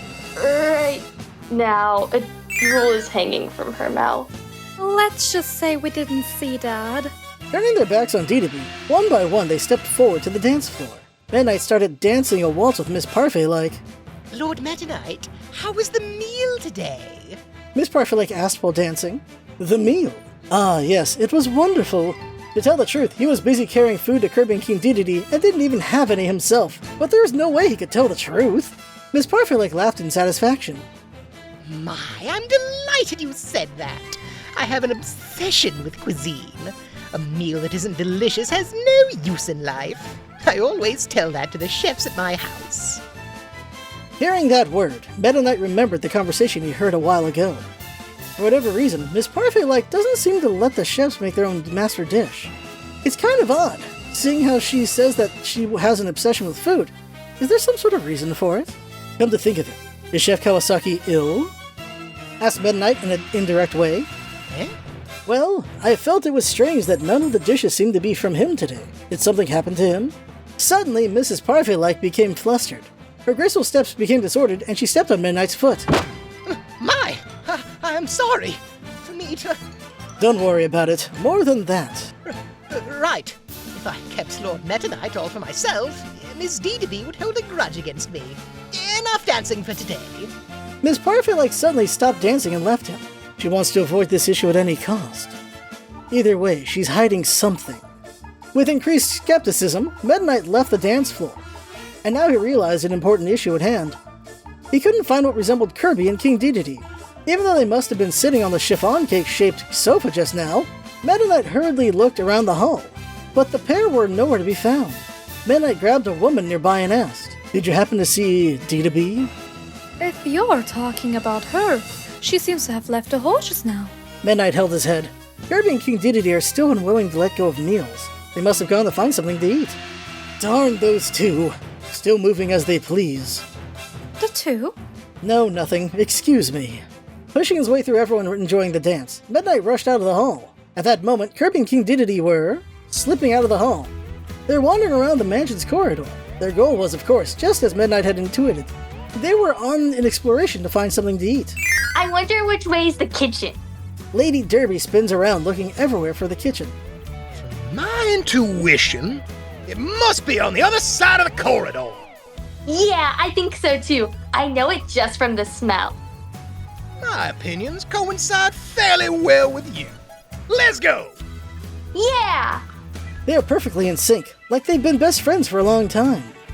That Parfairlike really was exaggerating and saying we wouldn't be able to finish it, even after 3 days. Right? We ate it all in just 3 hours. That tramp underestimated our skills. If we get serious, it's a piece of cake. Uh-huh.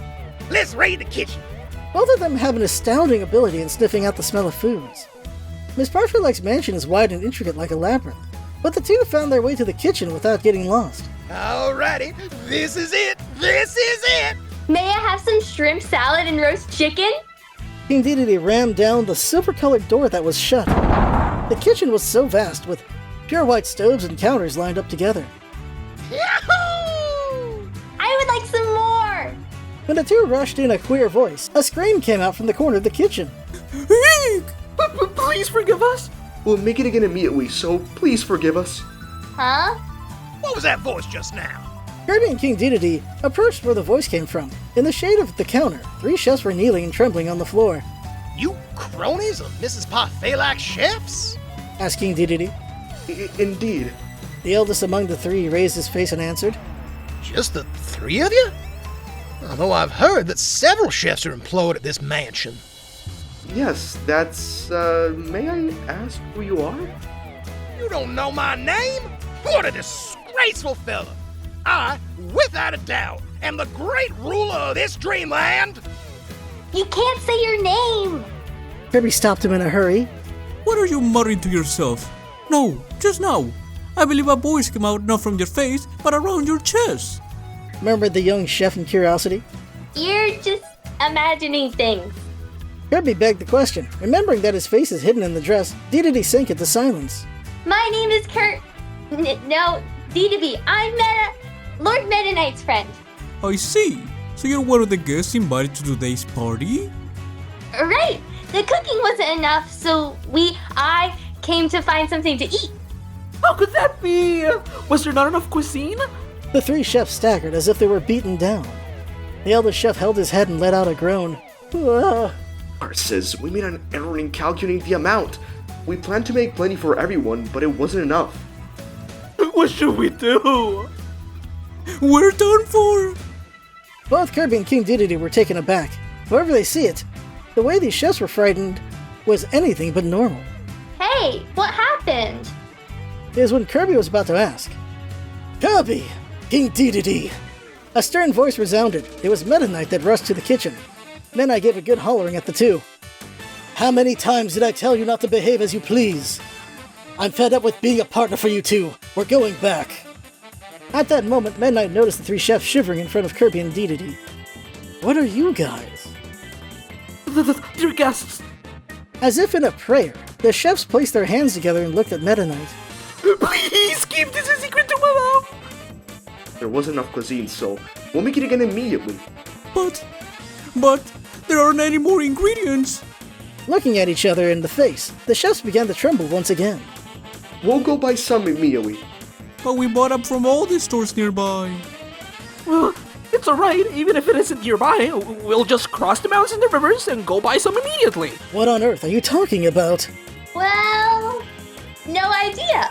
They seemed to be really scared for quite a while. About what? Who knows? It's not because you guys threatened them to hand over the food, isn't it? I wouldn't do that. These chumps started trembling even before that. We didn't do anything. Interjected King Dedede. Meta Knight said to the chefs in cluelessness. I don't know what you guys are frightened of, but this is a misunderstanding. We're not your enemies. It was at that moment. Suddenly a sound of some explosion could be heard. Next, crowds of people screaming would be heard. That sound just now. I heard it coming from the hall. Meta Knight, Kirby, and Dedede ran out from the kitchen in haste. The hall was in great disorder. A beautiful waltz was playing a short while ago, but now, with everyone's screams being mixed together, it was enough to make one cover his ears. What's the matter? What happened? Shouted Meta Knight in a loud voice, but that voice was also drowned out by the screams. At last, Meta Knight grabbed the guest and asked, What happened? What is all this fuss about? Lord Meta Knight! Where did you run off to? His face pale blue. The man looked like he could collapse at any moment. A moment ago, some terrifying robbers appeared! Robbers, you say? Yes! Although we're hiding their faces with black masks, armed with weapons, those guys broke into this hall, and Miss Parfait-like! What did you just say? Meta looked around. Miss Parfait-like wasn't anywhere. The robbers ran off with her without a moment to spare! Let's chase after them! Yes, let's go, Kirby. Now that a case like this happened, this isn't a situation for them to hide their identity. Yeah! Answered Kirby and jumped up high. At that moment... Miss Dedede's head is... She's without a doubt a monster. I knew that appetite was normal. The uproar in the hall became even bigger. King Dedede stretched and stuck his face out from the dress. Ah, how refreshing. My shoulders were all stiff. Miss Dedede's body is... Oh? If you look closely, King Dedede? DB was King Dedede and Kirby all along? No wonder she looked like a monster. Surrounding King Dedede and Kirby, everyone stared at them in amazement. Why did they disguise themselves like that? More than that, Meta Knight interrupted everyone's questions. Do you know which direction the robbers ran to? Who knows? They ran away by breaking through that window, but we lost sight soon enough. Looking at where everyone was pointing towards, a large window reaching up to the ceiling has been cracked. Let's go. We'll chase after them with my airship. Yeah, but before that, I'll go wash my face. I'm done with makeup. Kirby rushed back to the kitchen and washed his face, and King Dedede also changed back to his usual clothing. Oh, good gracious. With this, I can move freely at last. All right, let's go. With Kirby at the front with vigor, Meta Knight and King Dedede also jumped out from the window. When the three were running up to the airship, nearby the airship some kind of shadow was squirming. What are you doing? When Meta Knight questioned keenly, the dubious shadow suddenly turned its face. Due to wearing a cape with a black hood attached to it, the identity is unknown. It's plump and is a round figure. Who's there? Without answering, the knave tried to flee. However, Kirby and his friends were quicker in their movement. Wait! Shouts Kirby and jumps at the knave. Show me your face! King Dedede tore off the black cape that the ruffian was wearing. Ah! Seeing the screaming scoundrel, King Dedede was amazed. Huh? Aren't you Wheelie? In surprise, Kirby too looked down at the scoundrel. The one who was curled up and shivering was Wheelie, who has the appearance of a tire. one of the inhabitants of Dreamland, his pride is his unmatched speed. His speed being valued, he would sometimes get pushed around by King Dedede to be his subordinate. Are you part of the kidnappers? Throwing the black cloak he tore off to the ground, King Dedede yelled in resentment. Why the heck did you do this? Do you have a grudge against Parfait like? It's not that I have a grudge. Oh, that means your aim is ransom. Where do you take Parfait like? I can't say that. I'll whoop your butt if you don't tell me. Getting yelled at by King Dedede, Wheelie cowered in fear. Even Wheelie knows that King's curiosity well. I understand. I'll talk. We took her to a cave located in the depths of the forest north. Off we go then. Meta Knight, stop the airship. In no time, King Dedede was about to board the airship, but Meta Knight shook his head. It's no use. The engine is destroyed. What? Oh, that's it. This is a trick by you, you son of a gun, huh? Being glared at by King Dedede, Wheelie shuddered.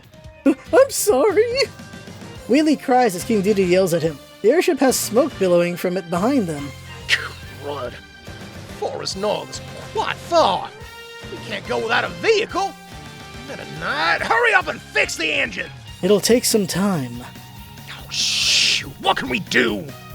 It's alright. There's no need to repair. Said Kirby to King Dedede, stamping his feet in aggravation. What? Leave it all to me. Wheelie, cooperate with me for a while. Huh? 1, 2. Wheelie was swallowed by Kirby. All set with this. Shouting triumphantly, a red hat was placed on Kirby's head. Kirby, that hat is... asked Midnight, who noticed it. Since I inhaled Wheelie, I can now use the wheel ability. Kirby jumped up nimbly, and his appearance changed to that of a pink-colored tire. I'm still mad, but this is a convenient ability. I'll pull the airship so both of you hop on quick. We'll go to the forest north at full speed. You'll pull the airship? Dummy, how can you pull that darn heavy thing just by yourself? King Dedede laughed scornfully, but Meta Knight spoke, I believe in Kirby's power. Eh? Seriously, Meta Knight? Yes. I have faith in you, Kirby. Leave it to me. Meta Knight and King Dedede got on board the airship. In the meantime, Kirby dashed back to the mansion and came back carrying a rope that was in its storage. Grappling the rope to the airship's metal fitting, he coils the tip around his own body. Running in full strength, Kirby pulled the airship. Starting to move slowly, the airship soon accelerated and floated in midair. Great, let's go! Yelled Kirby full of vigor and rolled towards north at full speed. Chapter 7. The Real Miss Parfait-like. Stop! Kirby stopped at a steep cliff. Kirby landed the airship that he was pulling also on the grass. Phew, that was a close call. I could have fallen off carelessly. With the airship's door opening, Meta Knight and King Dedede ran out. You did great, Kirby. Oh, that was way too much pitching. I feel sick now. King Dedede is tottering. It's really deep. How will we pass over it? Said Kirby after looking down at the bottom of the cliff. Look, there's a suspension bridge over there. Meta Knight pointed. Well, what do you know? An old suspension bridge is hanging all the way to the other side of the shore. From there, we'll cross to the other side of the shore. That bridge doesn't look reliable at all. Would it be alright to cross that? With how fat King Dedede is, the bridge might break.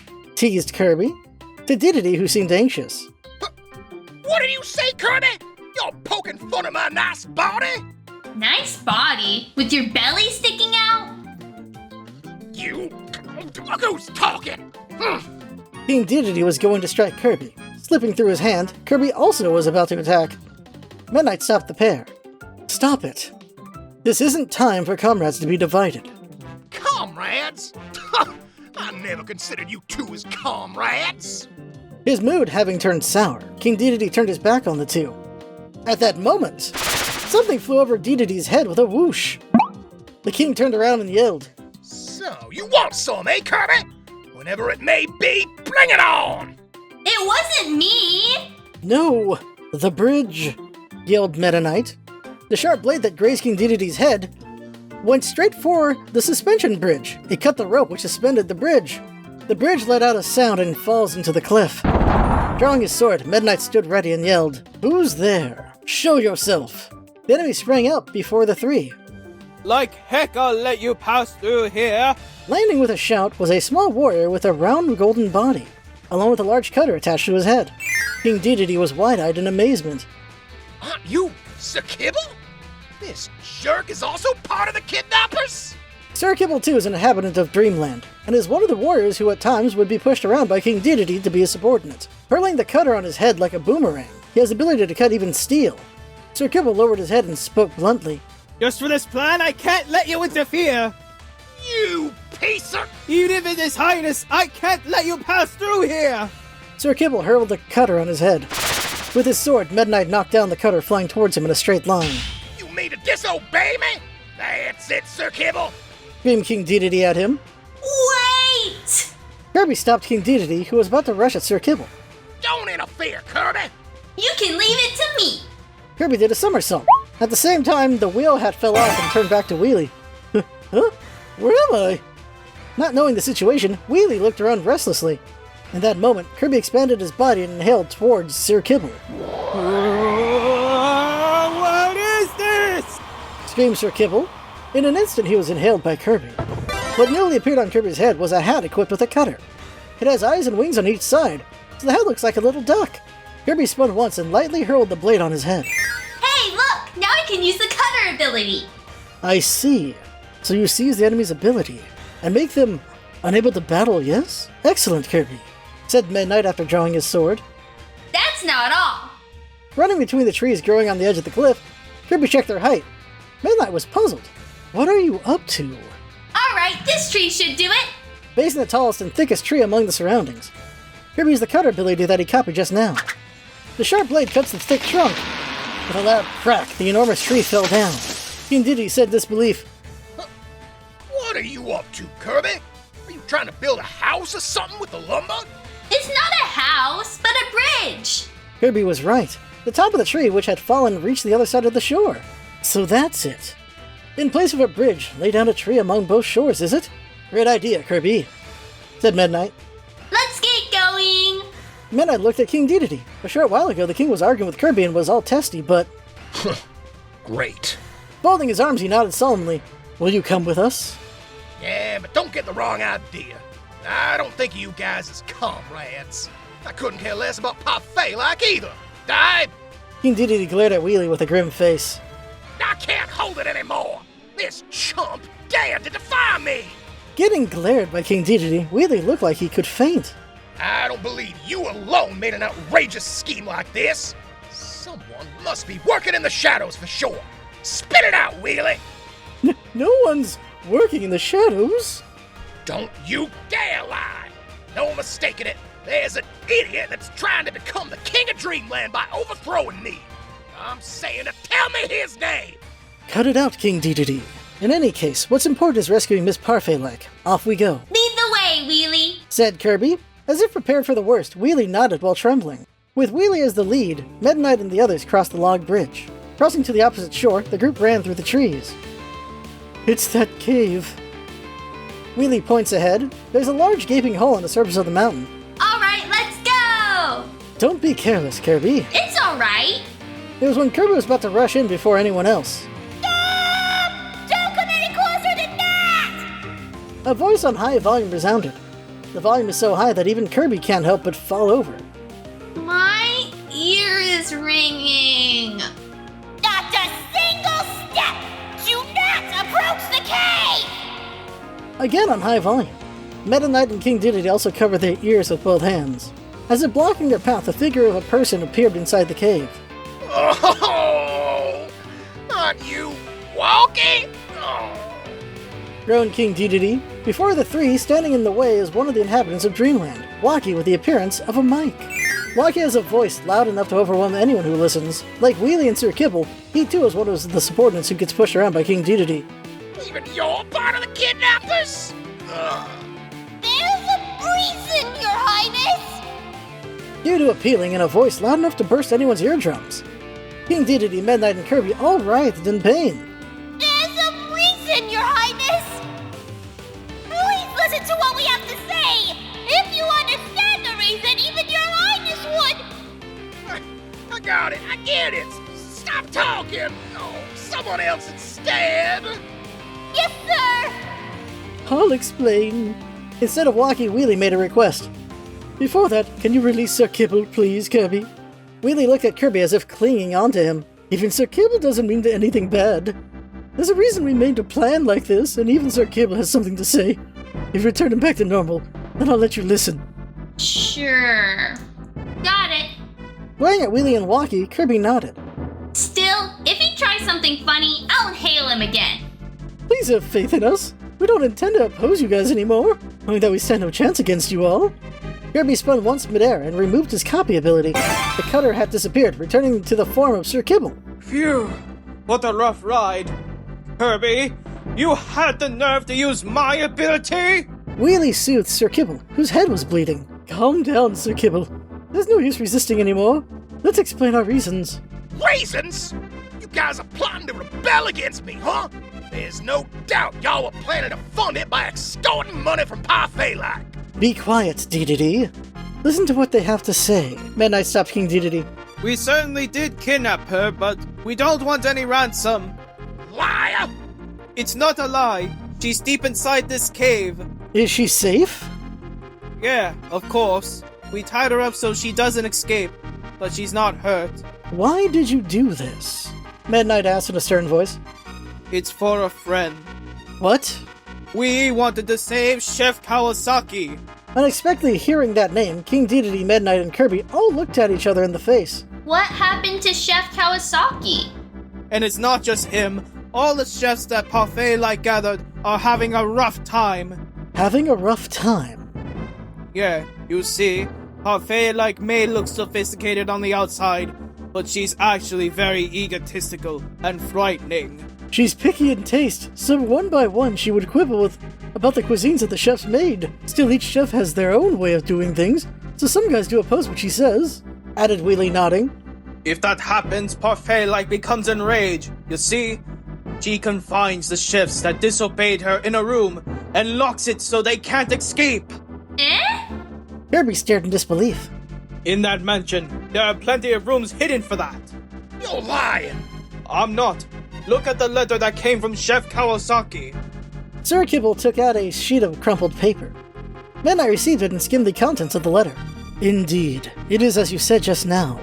Chef Kawasaki tossed this letter out from a gap in the lattice of the window. On it was written, "Please let it reach Sir Kibble." So someone that picked it up sent it to me. I can't believe it! That was Miss Parfait like who would do something like that? Murmured Kirby, which Midnight then spoke. No, that reminds me of something. Huh? It's about that party's cuisine. Isn't it odd that she went through so much to gather the elite chefs while not letting them serve their respective dish? The steak also wasn't Chef Kawasaki's recipe, was it? King Dedede nodded. Yup. I felt it was a bit strange that they didn't have Chef Kawasaki make a steak recipe. So that's what it was, huh? In addition, only 3 chefs were in the kitchen. Is that so? They must have been making the dishes as Miss Parfait like instructed without disobeying her. That's why they were there instead of being locked up. They must have been trembling an awful lot, huh? They were too afraid of Miss Parfait like. Overcome with rage, King Dedede jumped up and shouted. Ah! That wench! Hogging all the chefs, forgetting to send an invitation to me, and even harassing the chefs! What an outrageous villain! I don't think the case with the invitation is related. I'll be quiet! Well, I can't forgive her! Well done, Sir Kibble, Wheelie. I'll teach her a lesson. Wait. Meta Knight restrained King Dedede, who looked like he could rush inside the cave at any second. We can't just use violence at a lady. Why don't we also hear what Miss Parfait has to say? What's the point in hearing what the villain has to say? Anyways, can you show us the way, Sir Kibble? Yeah, it's this way! Meta Knight, Kirby, and Dedede stepped inside the cave. From the inner part of the cave, a piercing yell could be heard. Ah! Please untie this rope. I said to release me at once, or else I'll throw you all into a prison planet, unable to leave for the rest of your lives! You all better prepare yourselves, you imbeciles! That's her voice. Whispered Meta Knight in shock. Kirby quietly answered. She's saying scary stuff. She was a refined lady at the time of the party. However, this appears to be her true face. She really like that. She was so noisy that even my ears got messed up, it seems. Said Walkie, but was shoved down by everyone saying, "Don't talk." The Kirby trio proceeded inside, guided by Sir Kibble and his friends. Chapter 8. A Great Panic in the Cave. Miss Parfait-like was in the deepest part of the cave. Both of her hands and legs are tied with a rope, and its tip is tied to a thick post. Nevertheless, Miss Parfait-like seemed full of energy. Oh, please untie this rope! Please free me! You'll have a bad time if you want to disobey me! She was jumping about and shouting, but settled down when seeing a group coming near her. Her pudgy face suddenly sparkled. My, Lord Meta Knight! You came to rescue me, right? Oh, as expected from Lord Meta Knight. I surely believed that you'd come to save me. In her eyes, only midnight seemed to enter. The madam suddenly went limp and pleaded in a tearful voice. I was in an awfully frightening situation. Oh, I can't stop shivering. Please, untie this rope quickly. You were all energetic just now, whispered Kirby. At last she noticed everyone besides Meta Knight. Her eyes filled with tears just now suddenly twitched up. My! What are you people? Are you friends with the kidnapper? Could it be that Lord Meta Knight? You people were part of the bad guys as well? Is that it, huh? To make me lower my guard and abduct me? I won't forgive this! I'll throw all of you into a prison planet! Please settle down, Miss Parfait-like, said Midnight. Even with his expression concealed by the mask, a sense of tedium seeped out from his voice. We came to rescue you. Before that, however, there is something we want to hear. About what? It's about the chefs at your mansion. As soon as he said so, her countenance changed. I wonder what it's about. Her voice, too, is shrill. There are several chefs in your mansion, yes? Yes, certainly, since I'm a huge gourmet. There are only 3 chefs that made the cuisine at today's party. What happened to the others? I don't know. The heck do you mean you don't know? Sir Kibble jumped up and shouted. We can see right through you! You locked up all the chefs that you don't like in that hidden room! Give me back Chef Kawasaki! Stop making strange accusations! Chef Kawasaki is a third-rate chef! I have no idea what happened to him! What did you just say? Sir Kibble, Wheelie, and Walkie were all about to rush at Miss Parfait-like. However, Midnight stopped them. Miss Parfait-like, there's no use in feigning ignorance. If you don't admit it, we'll just examine your mansion thoroughly. If we happen to come across any chefs from the hidden rooms, something will become clear. She grimaced in frustration and shouted. Oh, so what about it then? I didn't do anything bad! You are still trying to play dumb? It's not something any of you would understand! The importance of foods! Suddenly, Miss Parfait-like puffed out her chest as if fighting back. Meals are the most important thing in one's life! Having your fill of what's delicious is the happiest thing imaginable! You're right! Kirby suddenly agreed, where Meta Knight then warned him in a low voice. Shut it, Kirby! However, Kirby didn't hear it. Kirby said while bouncing up and down. I think so too! I'm the happiest whenever I eat! Oh my! I'm surprised that you speak the same language. She seemed to see Kirby in a new light. I'm always thankful for the chefs who make delicious cuisines for me. Yeah, me too! Me 3! Even King Dedede joined in. Sleeping's fun too, but eating's more fun. I know, right? I love eating. I'm the happiest whenever I eat fatty meat. Without meat, this world is a pitch black darkness. I like meat, fish, vegetables, and even fruits. I also love cake. You people are down to earth. Facing Kirby and King Dedede, she smiled. Truly, it's as you say. Delicious meals are the greatest treasure in your life. Uh-huh. For this reason, I can't stand a chef who serves dishes that don't suit my taste! Her tone suddenly became stern. Kirby and King Dedede zipped their mouth. both surprised at that threatening attitude of hers. Eating something that isn't delicious is the worst pain! It has no use in life! Well... A chef that feeds me dishes like that is no different than a criminal! It's reasonable for me to chastise them! And then Miss Parfait looked at Kirby with blazing eyes. You think so too, right? Kirby was troubled. Both Kirby and Miss Parfait love delicious foods, but what the madam said feels sort of wrong. That's why I punish chefs that feed me those dishes! I'm not wrong, am I? But... Kirby's tongue was tied. It does feel a bit wrong, but he understands the feeling of wanting to eat delicious foods. I have no doubts on Chef Kawasaki's skill. I don't think that guy would have made a terrible dish. But he did! He fed me an unbelievably terrible dish! What did he make? Steak! Kirby and his friends exchanged looks. Steak should be Chef Kawasaki's master dish. At first I thought it was delicious. For that reason, I ordered him to make only that for 3 meals every day. Then that Kawasaki said, eating nothing but steak isn't nutritionally balanced. He talked back to me! Can you really say that's talking back? I say it is! So, I threatened him, and he did cook me steak every day. Then, in 5 days, that guy cooked a steak without any taste! Eh? I complained, and he talked back to me again. He said, the seasoning is always the same. It must be because Madam caught a cold that you can't taste anything. A cold? Right. I certainly did have a cold on that day. Still, that can't be the reason, right?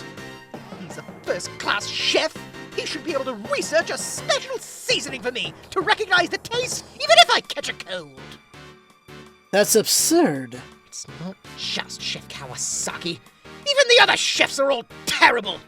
One chef said that pizza is his specialty. So, he made one for me. Oh, it was so delicious that I ended up eating 30 whole pizzas in one go. 30 whole? Oh! Lucky? Kirby and King Dedede's faces were on the verge of drooling. Then I said afterwards, I would like a baked flan for dessert. It's my favorite. But I was so full I couldn't take one more bite. I was fuming, so I locked him in the room. I'm not wrong, am I? This makes no sense. Midnight shook his head. Miss Parfait, you are too selfish. I ask you to free the chefs immediately. No! I'm not at fault! In that case, we'll search every nook and cranny of your mansion. I won't forgive you! Miss Parfait ran amok while tied up. Kirby became somewhat sad. If they were to search her mansion, they can rescue the chefs, but the person in question isn't remorseful at all. She'll undoubtedly repeat the same thing somewhere else. At heart, I don't think Miss Parfait is a bad person. After all, she threw such a wonderful party and allowed us to take part in the feast. Is there any way to make her realize her faults? But whatever I tell her, it doesn't seem like she'll listen. Something suddenly came to his mind at that moment. Deeply absorbed in his thoughts, Kirby shouts, I got it! There's something that could reach one's heart more than just words! What happened, Kirby? I thought of a way to move Miss Parfait-like's heart! Move her heart, you say? How? By singing! Happy with his idea, Kirby did a somersault. I read a book before. It's a story where a princess who closed her heart is comforted by a beautiful song. The princess wouldn't let her ears to anything they said, but was moved after hearing a beautiful song. So singing is a better way to convey your feelings than talking. Midnight was puzzled. I certainly think a beautiful music has the power to move one's heart. Right? That's why I believe she'll change her feelings when she hears a lovely song. There's just one problem. What? How are you going to prepare a lovely song? There's neither a singer nor a music player here. I see! Is it my turn on the stage at last? King Dedede puffed out his chest and butted in.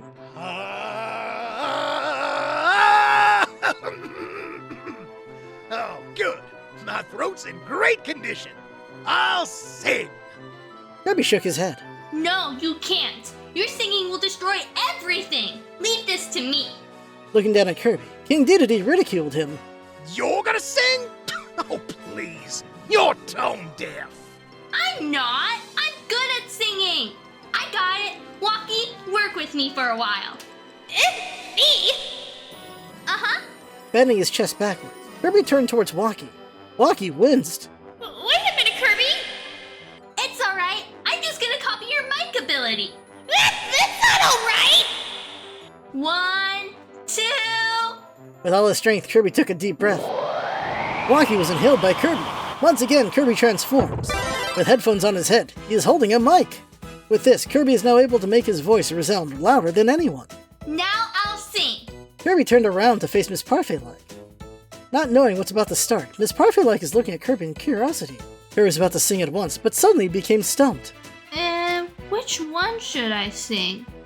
A Song of Breakfast isn't very moving. A Second Helping Ondo isn't quite right either. Is Love Song of Hungriness also not good? He couldn't think of a suitable song to move her heart. What's the matter, Kirby? I take it you can't sing? King Dedede looked at Kirby with an unpleasant smile. I'm not. I can sing. Don't overdo it. Let me sing. No! Kirby resolved himself. I can't think of any song to move her heart. So there's no other way but to create a song right now on my own. Kirby composed himself and closed his eyes. Taking a deep breath, one by one he turns any words he can think of into melodies. 30 whole pizzas! 30 whole pizzas! I'm so jealous! La la la! I want some too! Meta Knight flinched and covered his ears. What is that nonsensical song? Stop, Kirby! However, Kirby was too carried away by his song to hear Meta Knight's words. Meta Knight's all trembling! He's being moved by it! Kirby became more and more eager. So he uses the mic ability copied from Walkie at full throttle. His voice reverberated throughout the narrow cave and echoed several times louder. 4 pizza, tomato sauce is the clear winter, yeah! After that, cheese is important too! Such an intense singing voice. Rather, this is now a sound weapon. The cave walls began to crack. You've got to stop, Kirby. The cave is getting destroyed! Yelled Meta Knight. More than the cave! My ears are getting destroyed!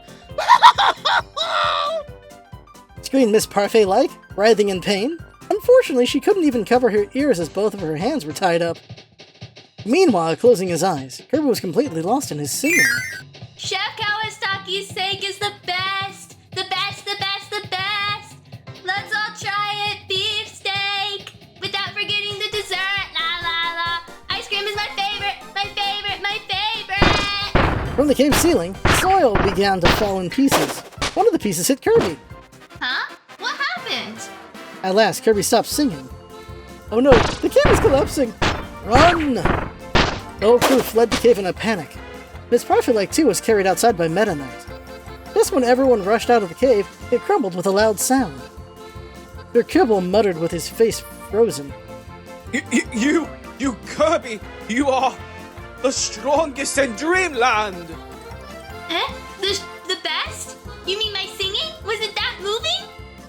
Editing note, here, strongest and best sound similar in Japanese. Strongest is Saikyo, and best is Saiko. Kirby heard, of course, the second one. Oh, you moron! Look, because of you, the cave is now in a complete ruin! King Dedede was about to berate Kirby, but Meta Knight stopped him. Stop. On the contrary, it might have been a good thing that the cave collapsed. If Kirby continued to sing like that. Stop! Oh, don't say any further!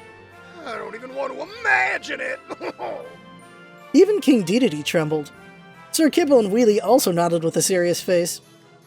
Realizing that the song which he put all his heart into was somehow notorious to everyone, Kirby was downhearted. Hey, what did you think of my singing? He tries asking Miss Parfait-like. Stop! I was to blame! I'll apologize! Don't sing anymore! You mean you feel remorse? Right, I feel remorse from my heart! I'm sorry! I'll free the chef, so please forgive me! Kirby stared in amazement. He didn't really get it, but for her to cry like this while self-reflecting must mean... I knew it! It was all thanks to my singing! The power of songs is is wonderful! Kirby did a somersault in satisfaction. The headphones on his head came off, turning back to Walkie. What? What happened? You were so lucky, Walkie! Said Sir Kibble to Walkie, who was in a complete daze. Huh? What do you mean? We can talk about that later. Let's return to Miss Parfait-like's mansion. We need to rescue the chefs, said Meta Knight. Hey, what do we do with Parfait-like? Is it alright to not teach her a lesson? Sir Kibble said in dissatisfaction. She's already received plenty of punishment, no? Unable to cover her ears, she was directly hit by Kirby's song, answered Meta Knight. You're right. If I think of it that way, I do feel bad for her. I have an idea. You guys come as well. Meta Knight turned his cape.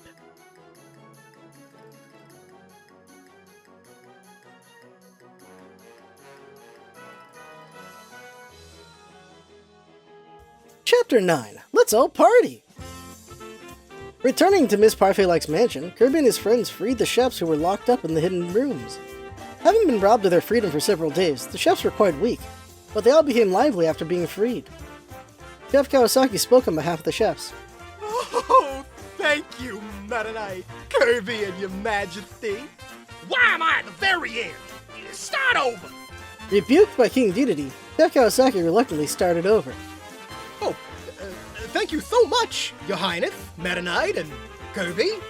We were saved thanks to you guys. You must have had a hard time! Yup. Good grief. Interrupting what Chef Kawasaki was about to say, the chef started clamoring. I was confined after being told that the way I sliced the carrot was 0.1 millimeters too thin! For me, she said that the soup was too hot! Even when it's best while nice and hot! It was the opposite for me. I was told that my stew was cold, even when it got cold while she was absorbed in a magazine. Other chefs in unison started bringing up their own complaints as well. Meta Knight calmed what ended up into an uproar. I understand your grievances, but can't you guys get over that? I want you guys to show us what you got by making a dish. The chefs looked at Meta Knight in silence. Meta Knight continued. Let's continue Miss Parfait-like's birthday party. Each one of you will make your respective master dish. For Miss Parfait-like? The chefs were stirred up again. You're kidding me! Not in a million years! I don't want to cook for that jerk's birthday. I'm out of here. See ya. Meta Knight addressed the chefs, who were about to leave. I get your complaints. However, you guys should have your pride as chefs. You said pride? How about making a dish you were satisfied with when hired at this mansion? Everyone here probably has complaints, so I would like for you guys to clear that up. The chefs looked at each other in their faces. Meta Knight continued. It's not just Miss Parfait-like. Why not cook in consideration of us? I want it! I want it! Everyone's master dish! With his eyes sparkling, Kirby hopped up and down. We were only thinking of complaints. Since we were gonna make our specialty dish with all our efforts, but we're unable to. Said Chef Kawasaki. The chefs all nodded in agreement. Regarding us chefs, cooking someone a dish is the happiest thing. We understand. Let's make the best dishes! Hooray! Kirby's overjoyed. King Dedede is also letting out an ominous laugh. Miss Parfait-like was looking away in an offish manner. Kirby briefly returned to Castle Dedede and met up with Waddle Dee. Ah, Kirby, welcome back! How was the party? What about His Highness? Actually, right in the midst of the party, an absurd incident happened. Kirby told Waddle Dee about the kidnapping incident. So you see, I put all my heart into it and sang, so everyone applauded. Miss Parfait-like was moved with tears. The incident was solved, and then they lived happily ever after. Waddle Dee was puzzled, knowing how tone-deaf Kirby is. Kirby pulled Waddle Dee's hand. After this, we'll continue Miss Parfait-like's birthday party. You should come too. Huh? But I don't have the invitation. There's no need for an invitation anymore. It's fine, so come. Sure, thanks, Kirby. The party was all prepared by the time the pair arrived at Miss Parfait-like's mansion. Carried to the table where the chef's proud cuisines cooked with all their effort. Wow, it looks delicious. Let's eat. Time to dig in! In an instant, Kirby and King Dedede were immersed in it. Waddle Dee's eyes were also sparkling. So good. This stuff is the best!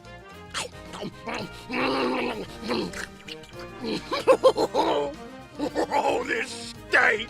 It's Chef Kawasaki's flavor! Usually Meta Knight would warn them to eat quietly, but this time he didn't say anything to the pair. He said to Miss Parfait-like, who sat next to him, "How are the chef's dishes?" Miss Parfait-like pouted and answered,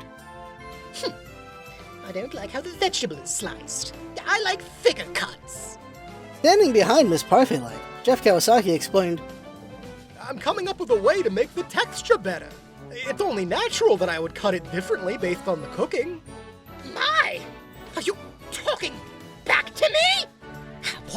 Audacious! Meta Knight rebuked Miss Parfait-like, who was enraged. Even if you're being picky while eating, it wouldn't make it taste any better. Why not just savor it amiably, like those two? Meta Knight looked at Kirby and King Dedede. The two are indiscriminately popping into their mouth any dishes that come. So yummy! I would like some more! What a pain! Bring me 10 servings each! Turning his eyes, Meta Knight muttered, "No, I think it'll be better to not follow their example. Setting that aside, with a scowl like that, nothing you eat will taste delicious, Miss Parfait-like." It's none of your business. With a face more frightening than ever, she eats the cooking with a dull look. Right at that moment, a large box loaded on a wagon was carried over. Kirby tilted his head in confusion. What's in that box? Is there something inside? It's a cake made with all the chefs working together. Hey! It's a cake for Mrs. Parfait-like's birthday. The chefs pulled the ribbon attached to the box, and the box split open. From inside appeared a large, towering, pure white birthday cake. With the whipped cream decorated finely like a lace, it's also topped with plenty of fruits. Everyone looked at the cake with excitement and awe. Wow, amazing! Looks delicious! Kirby and Waddle Dee shouted together in joy. Miss Parfait-like also stopped frowning, and her mouth went wide open in awe. Chef Kawasaki handed her a knife. We've put plenty of Madam's favorite fruit. Please, cut it. Sure. Miss Parfait-like stood up and gently inserted the knife into the cake. At that moment, with a pop, a sound resembling an explosion resounded. The top of the cake opened, and from there, small objects started falling in pieces. What's this? A bomb? Somebody save me! Collapsing to the ground, Miss Parfait-like held her head and screamed. Chef Kawasaki and the other chefs started laughing. Please pardon us. We ended up frightening you. What? Could it be that you people are trying to get back at me? Of course not. This is only a surprise present. Happy birthday, Mrs. Parfait-like. Picking up the objects that fell from the cake, Kirby shouts. Ah, these are candies! They're shaped like cute flowers! Stretching her hands nervously, Miss Parfait-like picked up a candy scattered on the floor. My, it really is a tulip-shaped candy. We heard that Madam likes tulips. Instead of a bouquet, we all thought of a mechanic that would be more chef-like. Just why? Why would you do this? I made you all suffer. We did end up having a rough time, so we also wanted to get back at you. However, we realized after hearing it from Meta Knight that we must have our pride as chefs. The chefs nodded in agreement to Chef Kawasaki's words. That's right, we are chefs. We all discussed that rather than thinking of revenge, cooking a dish that makes someone happy is much better. Miss Parfait-like gathered the candies in a cherishing manner. With her cheeks red, her grim expression changed into a smile. Thank you. And also, I'm sorry. It's my first time with such a delightful present like this. Chef Kawasaki also answered with a smile. There's still plenty of dishes to go. Please continue the party. Yippee! Of course, Kirby was the first one to shout in delight. Everyone seated once again and savored the dishes that were brought out. Miss Parfait-like's face became all bright and would let out a laugh many times. Ah, so delicious! Oh, I'm truly happy that I could eat delicious cuisine like this. Me too! I'm so happy! I was mistaken. Putting her knife and fork down, she spoke in earnestness.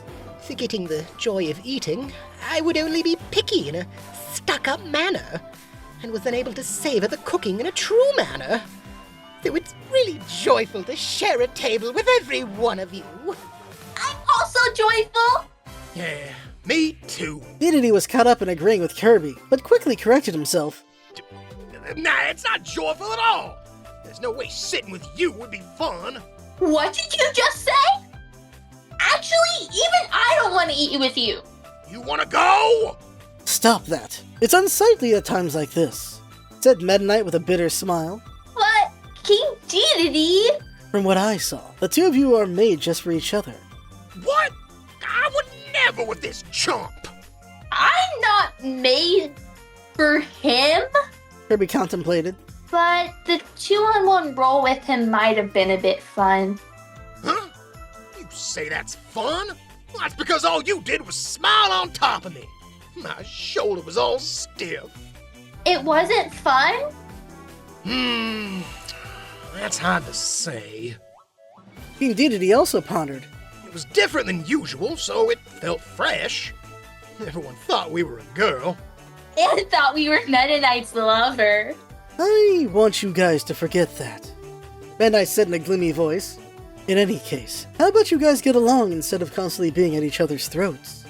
I'm not gonna be friends with him. Just his time, you know? Fine. Just this time, then. Hearing the two squabbling, Waddle Dee smiled cheerfully and whispered to Meta Knight. His Highness and Kirby somehow seem to go along together. You're right. Even if just a little, a friendship might grow between the two. Thank goodness. At that moment, Miss Pryfait stood up and spoke. I should give all of you a reward. It was thanks to everyone that I was able to open my eyes. No, we don't really need. Meta Knight was about to decline, but Kirby and King Dedede, of course, did not. Reward? What is it? A feast? Yeah, that's a good way of thinking. What are you gonna give? Something to eat, huh? Right. I wonder what would work. After a bit of thought, Miss Pryfait nodded, saying, Oh, that's right. That will do. Just a minute, please. She cheerfully left the mansion. When she returned, what she held in her hands was a basket filled to the brim with round, rainbow-colored stuff. She placed it on the table. Kirby and King Dedede were puzzled. What is that? Isn't it a ball, you know? These are special fruits that can only be harvested in my hometown. We call them rainbow berries.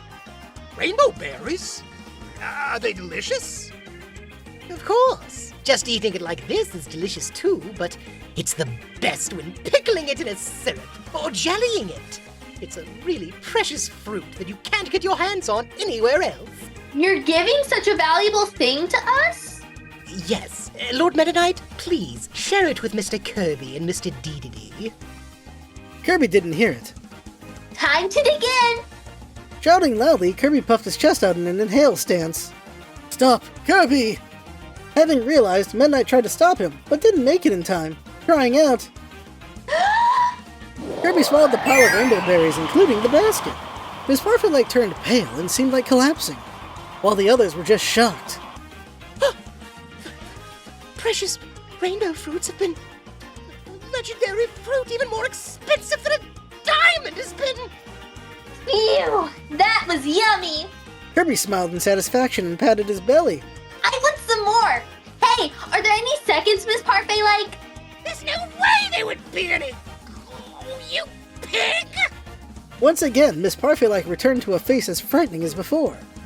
Needless to say, King Dedede had an even scarier face than her. You chump! What do you mean you ate it all alone? Return my share! I already ate it. Sorry. You think saying sorry will cut it? King Dedede lunged at Kirby. Kirby swiftly jumped up and avoided King Dedede. Ugh! Wait! You! It's no use! King Dedede is chasing after Kirby in a run. The pair rushed out of the mansion and went out of sight before long. Good grief. Meta Knight sighed. It seems what appeared to be a growing friendship was just an illusion. Both of them are always like that. Seems so, sir. Waddle Dee also sighed heavily. Wait! Today's the day I don't forgive you! I said I'm sorry! Come on! It's uncertain when the chase between Kirby and King Dedede will end, but thankfully once again, Dreamland is at peace. The end. So that is the end of the first full dub. I'm so proud of everybody. So, credits in order of voices coming out. Go to the description if you want to see their links, because there's some YouTube links, Blue Sky, Twitter, TikTok. Everyone's on so many different things. So here's the order. Here, let's go. Me, of course. This is my channel. I'm the narrator. I have to have me do the narration because that's a lot of lines. I'm not going to force that on anyone else. Literally hundreds of lines had to be recorded. I'm happy with my performance. It could have been better at points, I'm very sure, but I'm overall happy with it. Kirby, voiced by Caitlin. They have an Instagram. This is their first voice acting thing. Voice directed them a bit for this one. We had some pretty good performances here and there, and there's things I could have done better in directing them for sure. And hopefully if they come back in the future, they'll be even better next time. Well, I'm sure they will. Everyone grows. No one gets worse. Waddle Dee is voiced by LostNeverFound. Oh my god, I love this voice actor so much. I'm glad they saw the posts and came over because their Waddle Dee is perfection. I will think of them as Waddle Dee for a very long time. Unless someone can make another one, and I'll think of them as one Waddle Dee and the other person has another Waddle Dee, because there's so many Waddle Dees after all. But I love their voice. They auditioned for Kirby and Waddle Dee, love their Waddle Dee so much they were Waddle Dee. And I hope they come back for more Waddle Dee-ness, because oh my god, so good. King Dedede, voiced by Griscuit. Griscuit is amazing! They told me Maddie Blaustein is an inspiration for them, and they nail so well something that I think Maddie Blaustein would do as well. So, the King Dedede is very good, and there'll be later credits. But over to Burning Leo, Taylor Maka. Very interesting voice here. They auditioned for a lot of characters, but their Burning Leo was my favorite of what they did. Sound quality isn't perfect, but it still sounds pretty good, and I'm very happy with Burning Leo. That was a fun character for sure. Med Knight was me. My Med Knight was very okay. Unfortunately, I didn't like anyone's auditions to Med Knight, so it had to be me. I was trying to channel Endeavor, and every now and then I got it right, every now and then I got it wrong. And if I have to do Med Knight again, I'm going to really have to work on that voice for dang sure, but hopefully we find a good Meta Knight. Extras. Taylor Maka did extra voices, I did extra voices, Hanar did extra voices, Caitlin did extra voices, I believe LostNeverFound did some as well. Hanar did the voice for one of the lady extras, and you can find them on TikTok. Very lovely voice. I'm happy they joined. Miss Parfait by Griscuit. Awesome job on Miss Parfait. Great animation. I'm not animation, but great voice work there. Oh, I forgot to say with King Dedede. They ad-libbed a couple lines of King Dedede that I absolutely love. Oh my god, it's so good. They also ad-libbed a bit with Miss Parfait as well. Just a great job there. Now we have these cameos, so Chefs 1, 2, and 3 were The Dexys Show, Sonico, and Savvy the Gamer. All have YouTube channels, check them out. They are people I really love in the Kirby space. Really happy to get them to cameo in here. Savvy, of course, does the dream displays every year, and they're so wonderful. And Sonico has some great theory videos, and so does Dexys. I really enjoy these three. I'm happy I was able to get them here for this. Sir Kibble was Eurasian Grass. They have a YouTube. Eurasian Grass, they auditioned for a couple characters, but their Sir Kibble was the best one. I love this heroic, noble voice for Sir Kibble. I love it a lot, and I'm glad they did that. I'm just happy with it. I did Wheelie. I didn't like anyone's Wheelies, I'm sorry. He's just really scared little guy. I think I did alright with that. Well, LostNeverFound did Walkie with a filter, and it was a great choice there. They gave me a couple different filters. I love this one here. Amazing job there. Chef Kawasaki was Griscuit. Just channeling that Edwin Mad Hatter voice. Perfect for Chef Kawasaki. I loved it so much. Everyone did a great job. I'm really happy with everyone. We can always do better, of course. Not every line is perfect, but overall, it was a great job. I'm so happy with this. I'm really happy to see what we'll do in the future for sure. As for sound effects, credit goes to CitraDreamPainter. They gave me the sound effects I needed because they're able to just grab the sound effects from different games, and I utilized that for this full dub. Music I got from YouTube. So that's everything. Any last thoughts here? Well, it was very interesting doing this over the course of 9-10 months, so it took a year to do this book. I'm going to try to get the next books done within half a year each, so it's going to be a tighter schedule on that, but we'll see. So last thing to say before we're done, thank you to everyone for listening, thank you to everyone who participated, thank you just everyone in general. I love the Kirby community, and I hope a lot of people had fun listening to this book. and maybe you'll re-listen to it again if you really enjoyed it, who knows. But that is it, thank you very much. Next time will be the second light novel, and going forward, just all in order. We're going to go through all of them, the good ones and the bad ones. We're going to do all of the books in order, and I can't wait to see how everyone grows, and how much people enjoy these going forward. I had fun, hope you had fun as well. Thank you again, and see you in the next one.